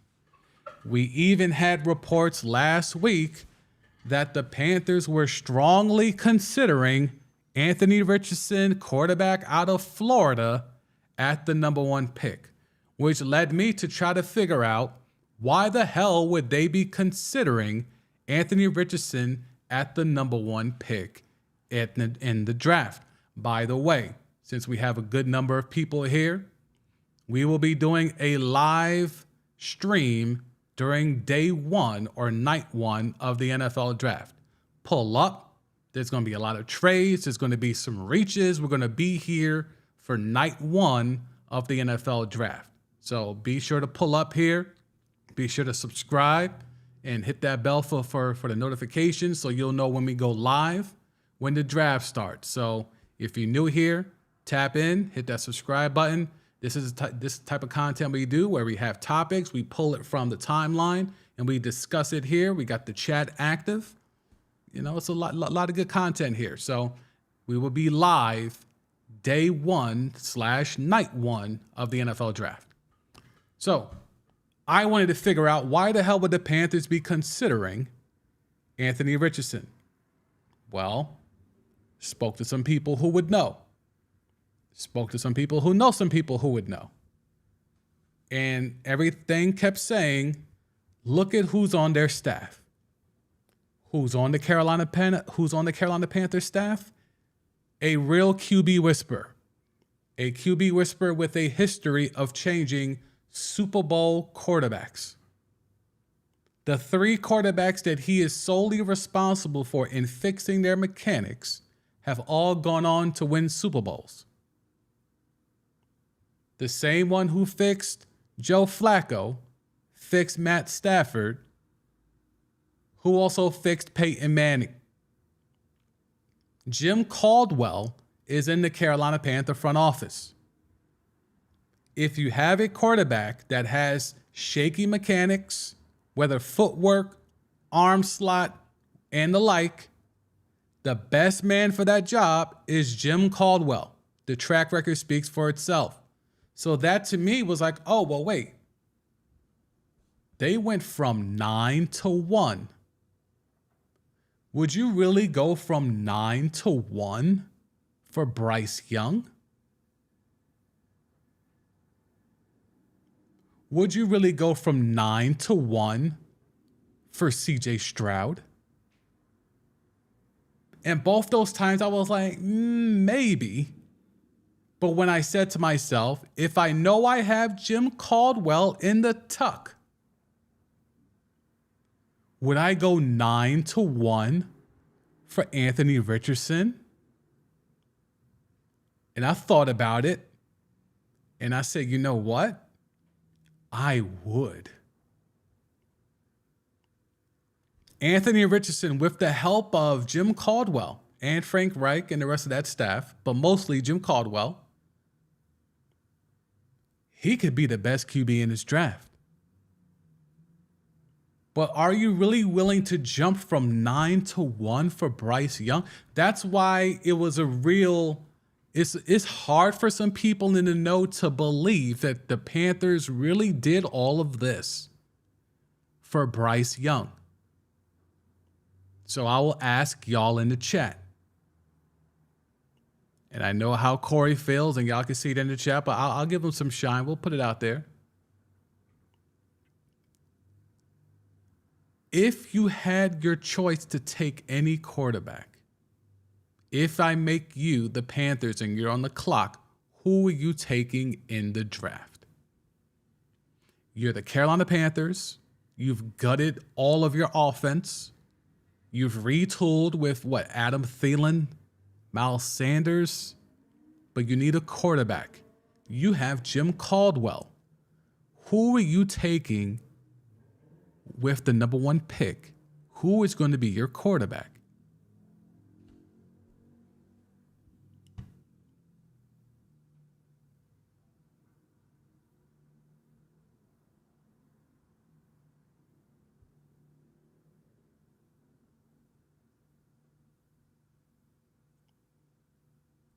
Man, the chat is still lit. I love it. I love it. Well, welcome to 2HC. I wouldn't cash that bet yet. I would wait till draft night, because another thing I've been saying here, there's a lot of bad smoke screens this time of year when it comes to the draft. There's a lot of rumors, a lot of innuendo, a lot of smoke screens. Because I'm telling you, this same report about maybe 2 weeks ago, it was the same type of report saying it was going to be CJ Stroud. And remember, we had the whole thing with Chris Mortensen, the OG blue check boy for the 4 Letter Network, who on their little pre-draft mock show said it was going to be Bryce Young. And then that made lines. He said verbatim, they love Bryce Young. He's going to be the pick. He said that 2 weeks ago on their mock draft show. So that made headlines. That got a lot of clicks, a lot of retweets, so on and so forth. And then when the tea came out, he had to walk it back and said, oh, I just said that for the show. Chris Morrison, an old ass man. He ain't doing nothing just to get some like clicks and retweets. He ain't about that action. He was giving you real tea. In his mind, according to his sources, they are going to take Bryce Young, number 1 overall. The problem is there's also conflicting sources that say it's CJ Stroud. And then there's conflicting sources to that confliction saying, hey, don't be shocked if it's Anthony Richardson. And that's why we're all going to be here together to find out as a family, as a community, when the draft, round 1, night 1, is live and direct.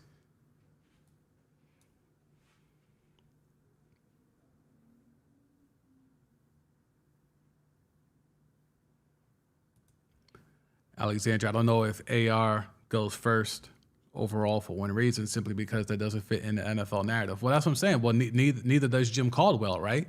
Jim Caldwell doesn't look like a QB whisperer, but yet he is. So again, David Tepper, the owner of the Panthers, likes to think outside the box. He's one of those type owners that thinks, you know, he's one of those outside the box guys that thinks he can reinvent the wheel. He's kind of self-centered in that way. He's ecocentric or egocentric, however which way you want to look at it. But if Anthony Richardson, you're right, he does not fit the NFL narrative, right? But if you have him paired with a QB whisperer who doesn't fit the NFL narrative, because clearly Jim Caldwell hasn't been able to get another head coaching job, even though he was really good in Indianapolis and really, really good with what he was given in Detroit, still can't sniff a job. So clearly he doesn't fit the NFL narrative. Why not? If he has the owner's ear, get up in that earlobe and be like, yo, fuck what they saying. Anthony Richardson, I will make him into a star. I will fix what needs to be fixed, and then we can let his ability take it from there. He's gotten this far, and his mechanics are horrible. His footwork is horrible. He's inaccurate. Give me a year. Give me a year to do what I do, and he'll be a franchise quarterback. I just want chaos. I'll be real with you. That helps this stream. If we have Anthony Richardson going number 1 overall, this stream gonna be lit. If there's a trade and someone else pulls up and takes a QB number 1, this stream gonna be lit. I mean, this stream gonna be lit regardless. But at the end of it, it really just gonna come down to: are you going to take Bryce Young even though he's 5'10" with cleats?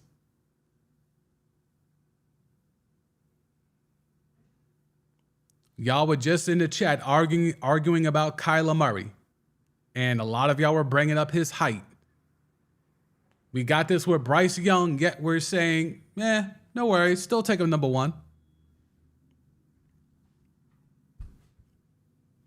Short kings normally don't flourish at the quarterback position. Doesn't mean it can't happen. It's just the odds are stacked against them.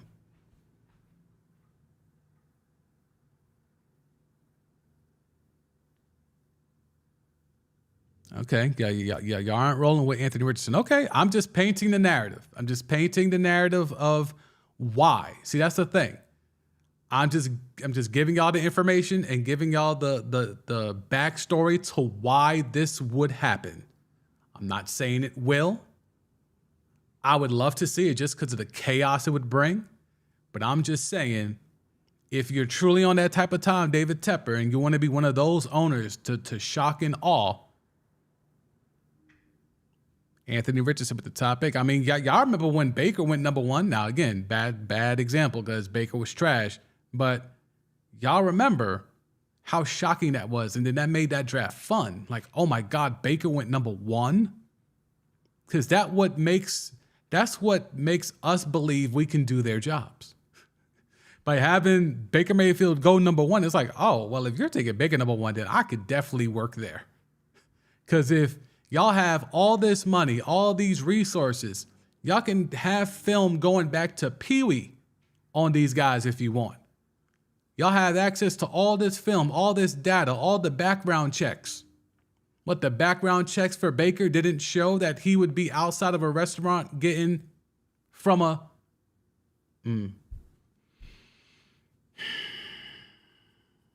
While his wife was at home with the kid... Anywho, bring the heat. Personally, I like CJ Stroud over Bryce Young simply because of physical metrics. Yeah, I mean, yeah, I think that's, yeah. To me, if it were me, I would go CJ Stroud. That's the safest pick. But if you tell me I got Jim Caldwell, I would listen to Anthony Richardson. But if I don't have Jim Caldwell, then yeah, I think the safe pick is CJ Stroud. Boogie down, Bryce Young will be Kyler Murray 2.0. To Corey, that's a great thing. Corey drafting physical metrics at QB in 2023 is nuts. I don't know about that. Only because athleticism is becoming such a requirement for that job that you have to take into account physical metrics.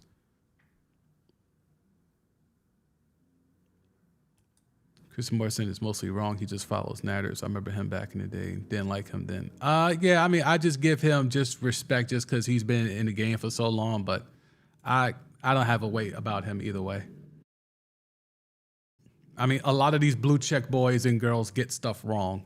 Only because, again, they get told this stuff. They're texting the GM, they're texting the assistant GM, they're texting the trainers to check, they're texting assistant coaches. They're just regurgitating information that's been passed down to them. Very few of them are actually going out and, attacking a story. They're chasing down a lead. Like, they're not, I mean, for those who know journalism, that's like just, are you trying to do research to hunt down a story? Like chasing after a lead, it's like, yeah. But yeah, he did it back in the day when he was a youngin', but at his old age and, the health issues he's been through, nah, he's chilling. He's chilling. He's just texting his sources and running with what they tell him, which is a great gig if you can get it. If my whole job is just to text people and have them tell me stuff, and I get paid 7 figures, oh, that's lit.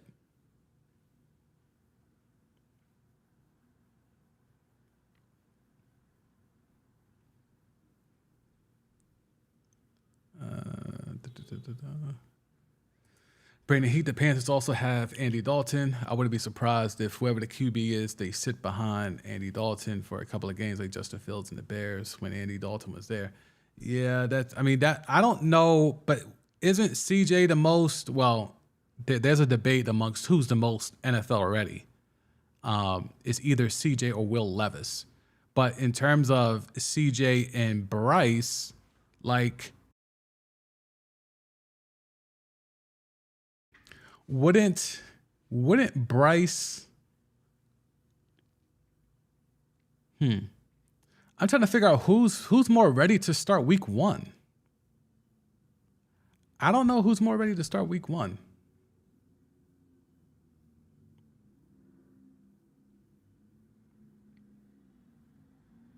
because I'm really trying to navigate, like, if we take the metrics of the type of offense that CJ ran as opposed to Bryce, I don't see that much of a stark difference. I mean, clearly Ohio State had, blue chippers all around. I am sorry for whoever's alarm that is, if that bleeds in. Thankfully, they caught that in time.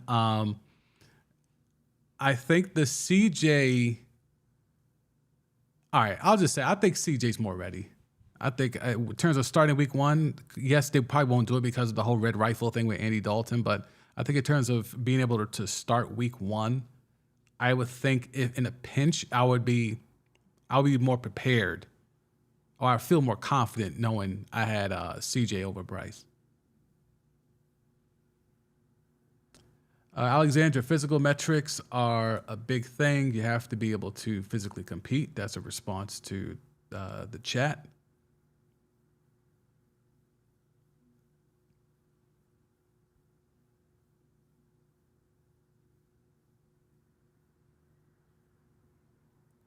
Here's the problem, Corey. You're under the assumption that just because Bryce won a Heisman that he's a star at the next level. He's a star in college. I don't think that means that he's automatically going to be a star at the next level, but who knows? Lombardi Leap. If Anthony Richardson doesn't succeed, though, Panthers will be bad for a while, and they will get raked over the coals. Well, they get raked over the coals no matter what. They get raked over the coals no matter what. Because what if CJ or Bryce is just okay? What if they're not? What if Bryce Young isn't the star that Corey thinks he's going to be? What if he's just a solid starter?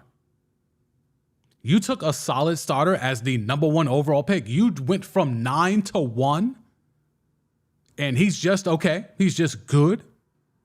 You go from 9 to 1. You're expecting to take what Corey thinks is a star. What if he's not, though? At this level, star in college. At this level, though, is he a star? That's going to be the thing. They're going to get killed no matter what. If the pick doesn't hit and hit heavy, they're going to get raked over the coals regardless. So I'd rather go out swinging.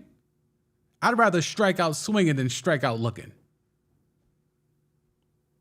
To me, missing on CJ Stroud or more so Bryce Young, but even CJ Stroud, you're staring at strike 3. Whereas opposed, at least with Anthony Richardson, hey, man, you try to hit a home run. You try to hit a 10-run home run in one swing. You strike out, okay, it's almost expected. But you take CJ Stroud, you're expecting a double or a triple. You take Bryce Young, you're expecting at least a double. What if he's just a walk? What if he's just a bunt single? Sorry for all the baseball analogies, but that's just what rolled off the top of the dome. Like, it's not a guarantee that it's star quality. Like, it's not a guarantee, not at this level.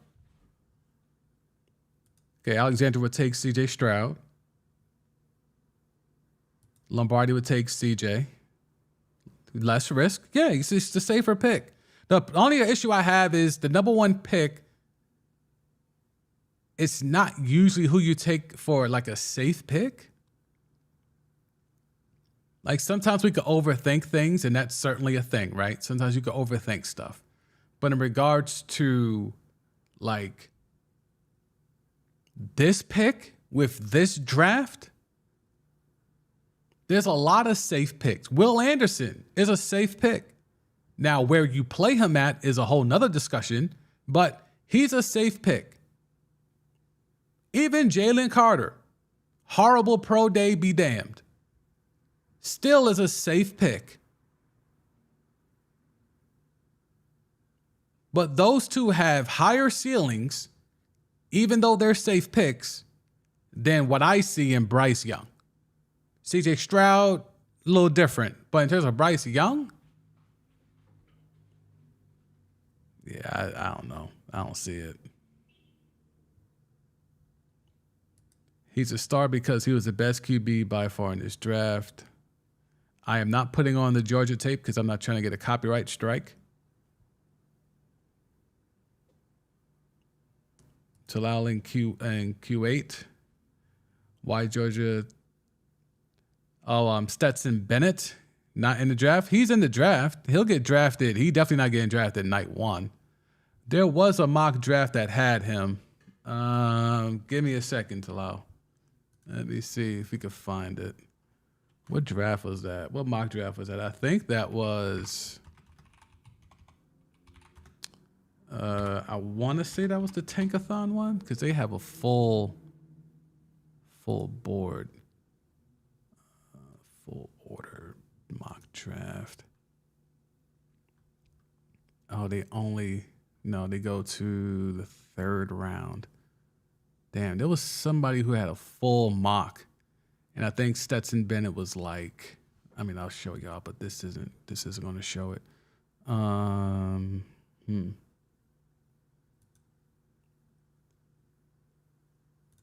Yeah, let's see. It doesn't show it. Okay. All right. Or we could just search. Let's do a search. Let's see if we can figure out Stetson Bennett. If I gave y'all an extra 6th round pick, would you do it? If I gave y'all an extra 5th round pick, would you do it? Would you draft Stetson Bennett?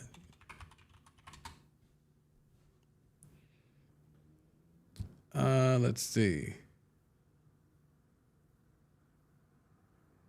According to the 3-letter network, one NFC exec says, let me make sure I can see it.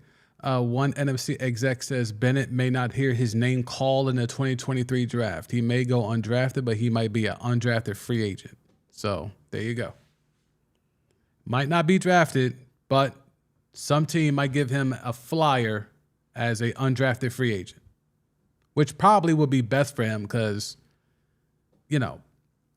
undrafted free agent, you get to pick where you go or you have more say in where you go. Whereas if you just get drafted, you have to go wherever it is, whether it's a good fit or not.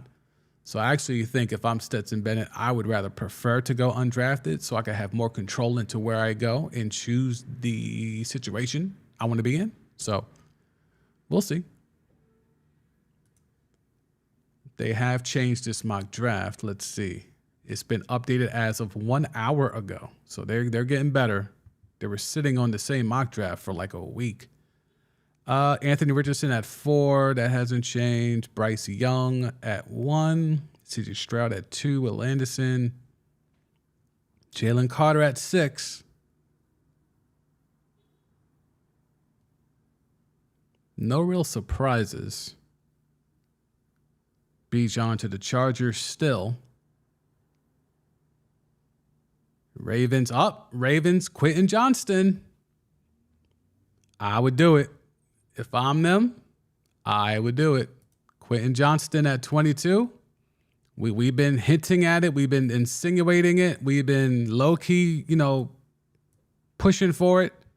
Quentin Johnston, 22 to the Ravens. We'll see if that happens in real time. Corey and his Dallas Cowboys, and never forget, Corey is a Cowboys fan, so let him hear about that in the chat. They get a tight end, but not allegedly the best tight end in the draft. They get Kincaid out of Utah. Bit more of an athlete than Michael Mayer. Excuse me. So that's a thing.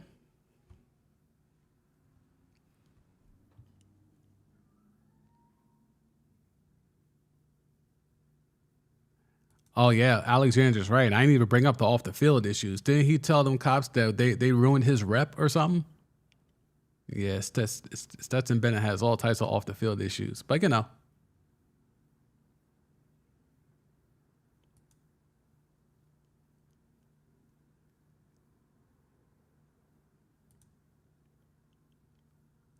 me see right through the chat. Okay, so we're caught up on the chat. All right, cool. So... I think, let's see where we at. Where we at on time? We crossed 2 hours. Thank y'all for staying here. Thank y'all for being here and tapping in. I appreciate that. This is a live stream that is dedicated to pulling up the tea from the timeline and navigating it and seeing what happens when what they report as news, we take that news and decipher if it's really news. And today, as we've been talking about, the lead story is Jalen Hurts and the fact that he got $255 million. That's not really $255 million. It's $179. I can't wait for the contract breakdown. There's a few people that I rock with on the Elon app that do the contract breakdown stuff. Let's see if Sport Track. Let's see. Does Sports Track have it already? Sport Track. I don't know if they have it yet. All right, let me look up separately. Stand by. Let me see. Sport Track. Jalen Hurts. I don't think they would have this contract. Oh, shit, they do. Let's go.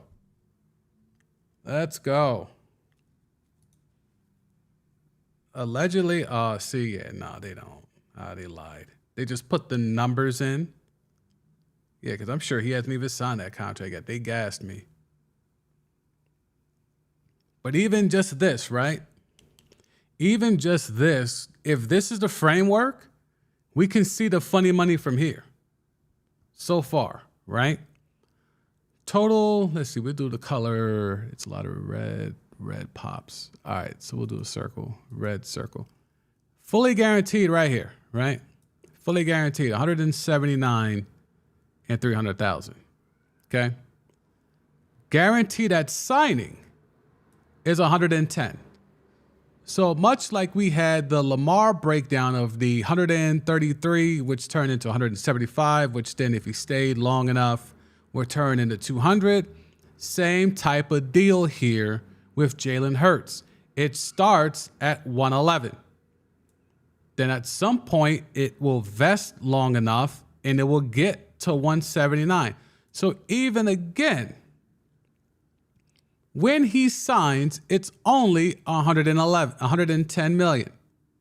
Then either whether he has to wait a little bit or whatever the case may be, he has to wait for it to hit that 179.3 number. So 255 is the contract terms to total value. The total guaranteed is 179. But when he actually signs, it's only 110. Now we see if I come off of that. Incentives, 15 million. Okay. So incentives of 15 million. So that still leaves about 60 million. So, because we said it's about 75 million of funny money. So if there's 15 million in incentives, so for people like Corey, you said he's 51 million a year. Nope, he can not hit this 15 mil. Anywho, so which would bring it down to 240, which is still not Deshaun once we counter in the guaranteed. All right, so anywho, so that 15 mil, right? Incentives. So 15 million minimum funny money. Now, what that probably means is that 60 million in regards to taking across the roster bonuses. So they're doing it like Mahomes. If he plays all these years and is still that dude when he's 30 years old or 29, 30 years old, again, and this is where owners love to talk about Lamar Jackson's playing style and how it's prone to injury, even though Jalen Hurts was basically doing rugby scrums on the way to the Super Bowl and was hurt while playing in said Super Bowl. No one cares about his playing style. But anyway. So it's at least 15 million in incentives. He's still going to have to be that dude at 30 years old to collect the other 60. Unless there's more incentives than just the 15 that they've outlined here. We'll see if that's a thing once the contract is actually signed and we get some information information about it. But you see, 15 mil in incentives.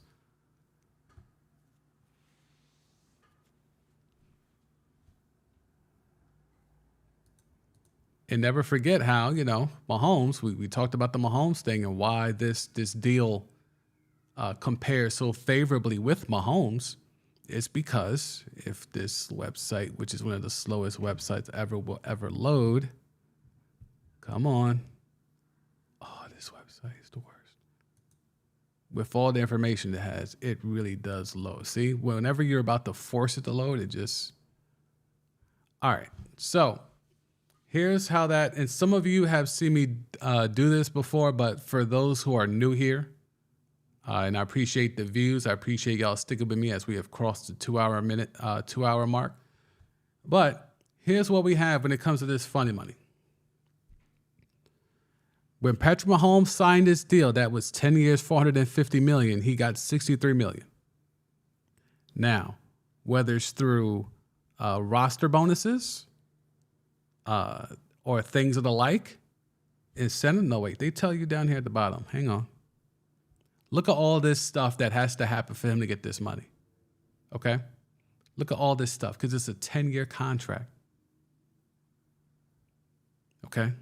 That's why all this stuff has to happen. He gets a league MVP bonus, 1.25. That's in the contract, right? That's in the contract. So obviously, he was the MVP last year, so he got 1.25. He has to keep hitting that to keep getting the 1.25. Playoff bonus. Like, so this is the stuff that's outside. This is what makes it, when it was originally announced, it was $503 million, but it was $450 announced. But originally, when the news first leaked, it was $503 million. Look at the base pay. 2031 roster bonus fully guaranteed on the third league day of 2030. So he has to be on a roster in 2030 to make sure that his money in 2031 is guaranteed. His roster bonus is fully guaranteed. The 2031 base salary fully guarantees on the third league day of 2031. So he has to make it to 2031 to get, what years? 2031, and he makes how much that year? 38 and 14, 52 million.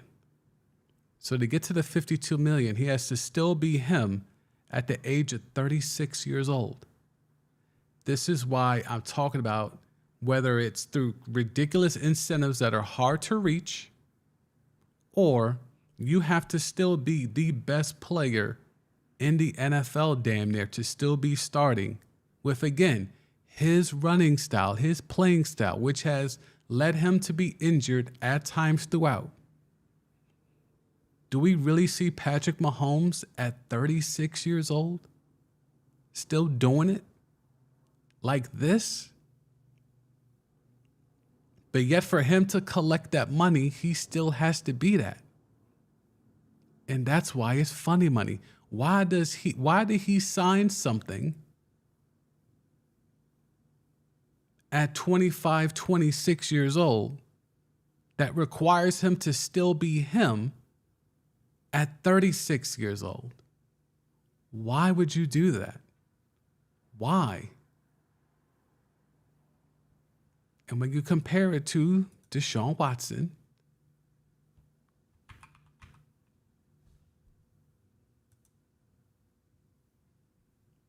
who gets all his money straight cash, homie. No questions asked. This is the money. This is what I want. This is what I'm going to get. Yes, I've blown out 2 ACLs.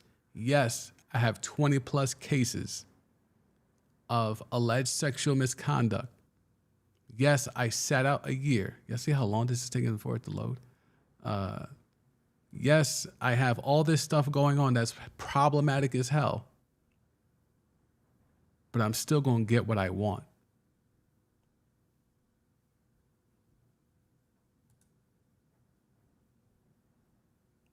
Why is Watson not on this list? There he is. Good Lord. And this website could really use some help. All right. So again,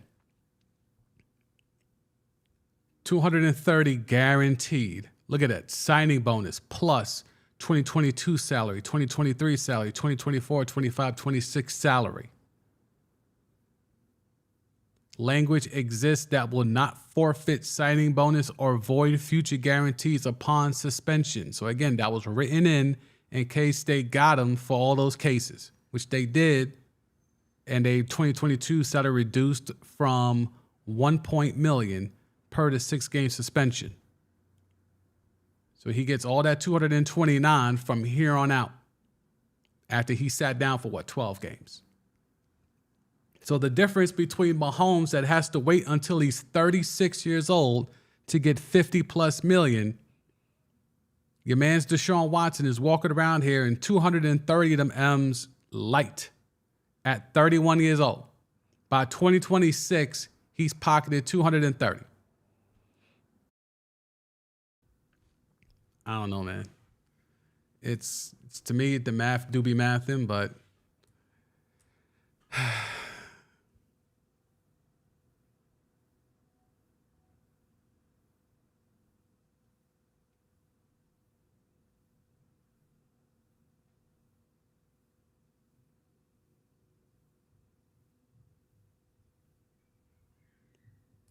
yeah, straight cash, homie. Pay me my money. Pay me money. Pay me my money. Don't play with me. Do not play with me. Pay me my money. Okay, let me check the timeline one last time, see if there's any updated information that we can talk about or discuss here.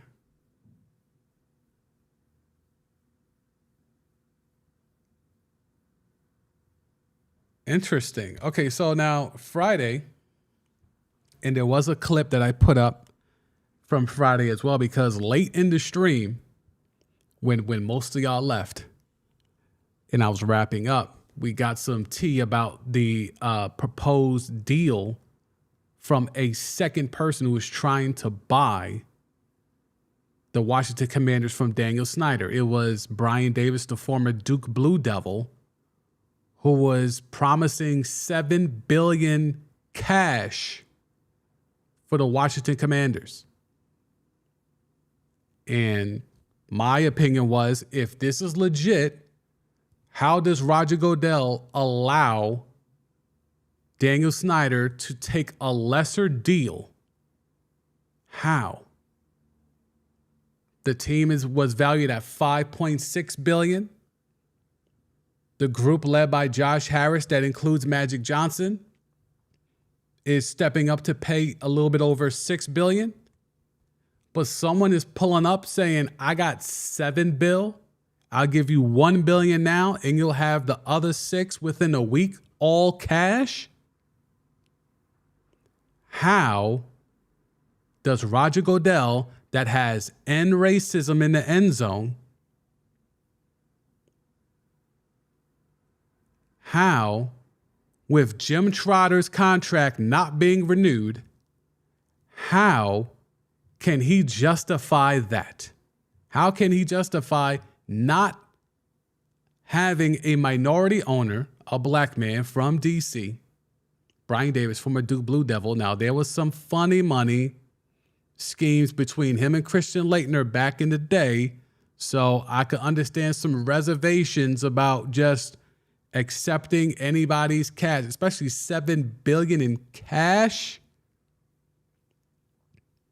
But anyway, so that came out Friday, and there was more reporting on that story that confirmed this is a real bid.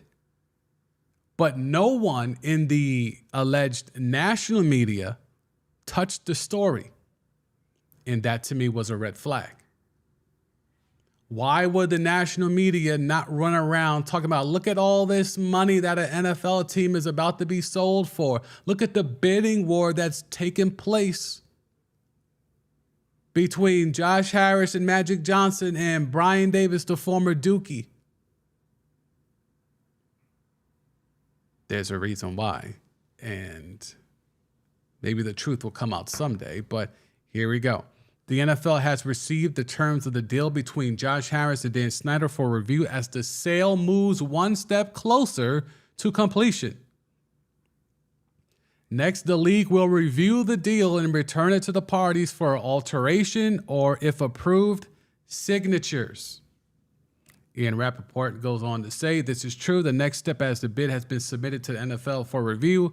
Another sign that Josh Harris is likely the new owner of the Commanders, assuming all goes well with the league.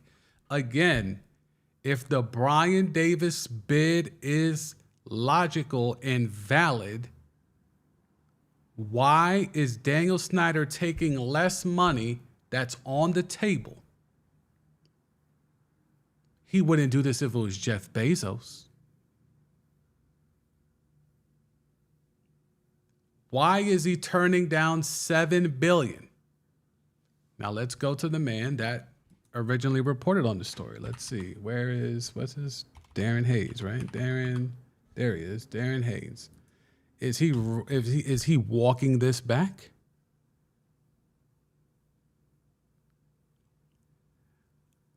I can confirm NFL was sent the terms of the $6.05 billion bid by Josh Harris Group and current owner Dan Snyder to purchase the Washington Commanders. Okay.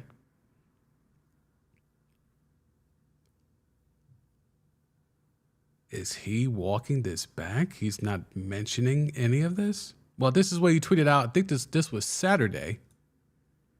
Here are 3 facts about Brian Davis's $7 billion bid to buy the Commanders. The $7 billion bid is a serious bid.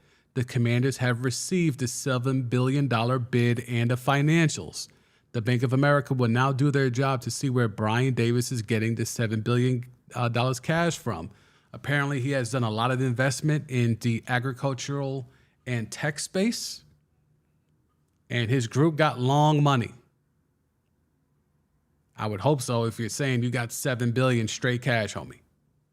But no update on this. So was this smoke? I don't know.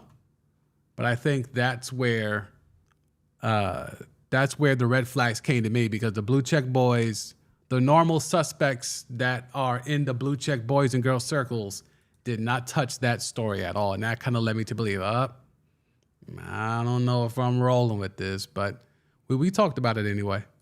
It's on the YouTube channel if you want to check it out. Let's see. One last check of the timeline before I bid y'all adieu on a Monday. Let's see.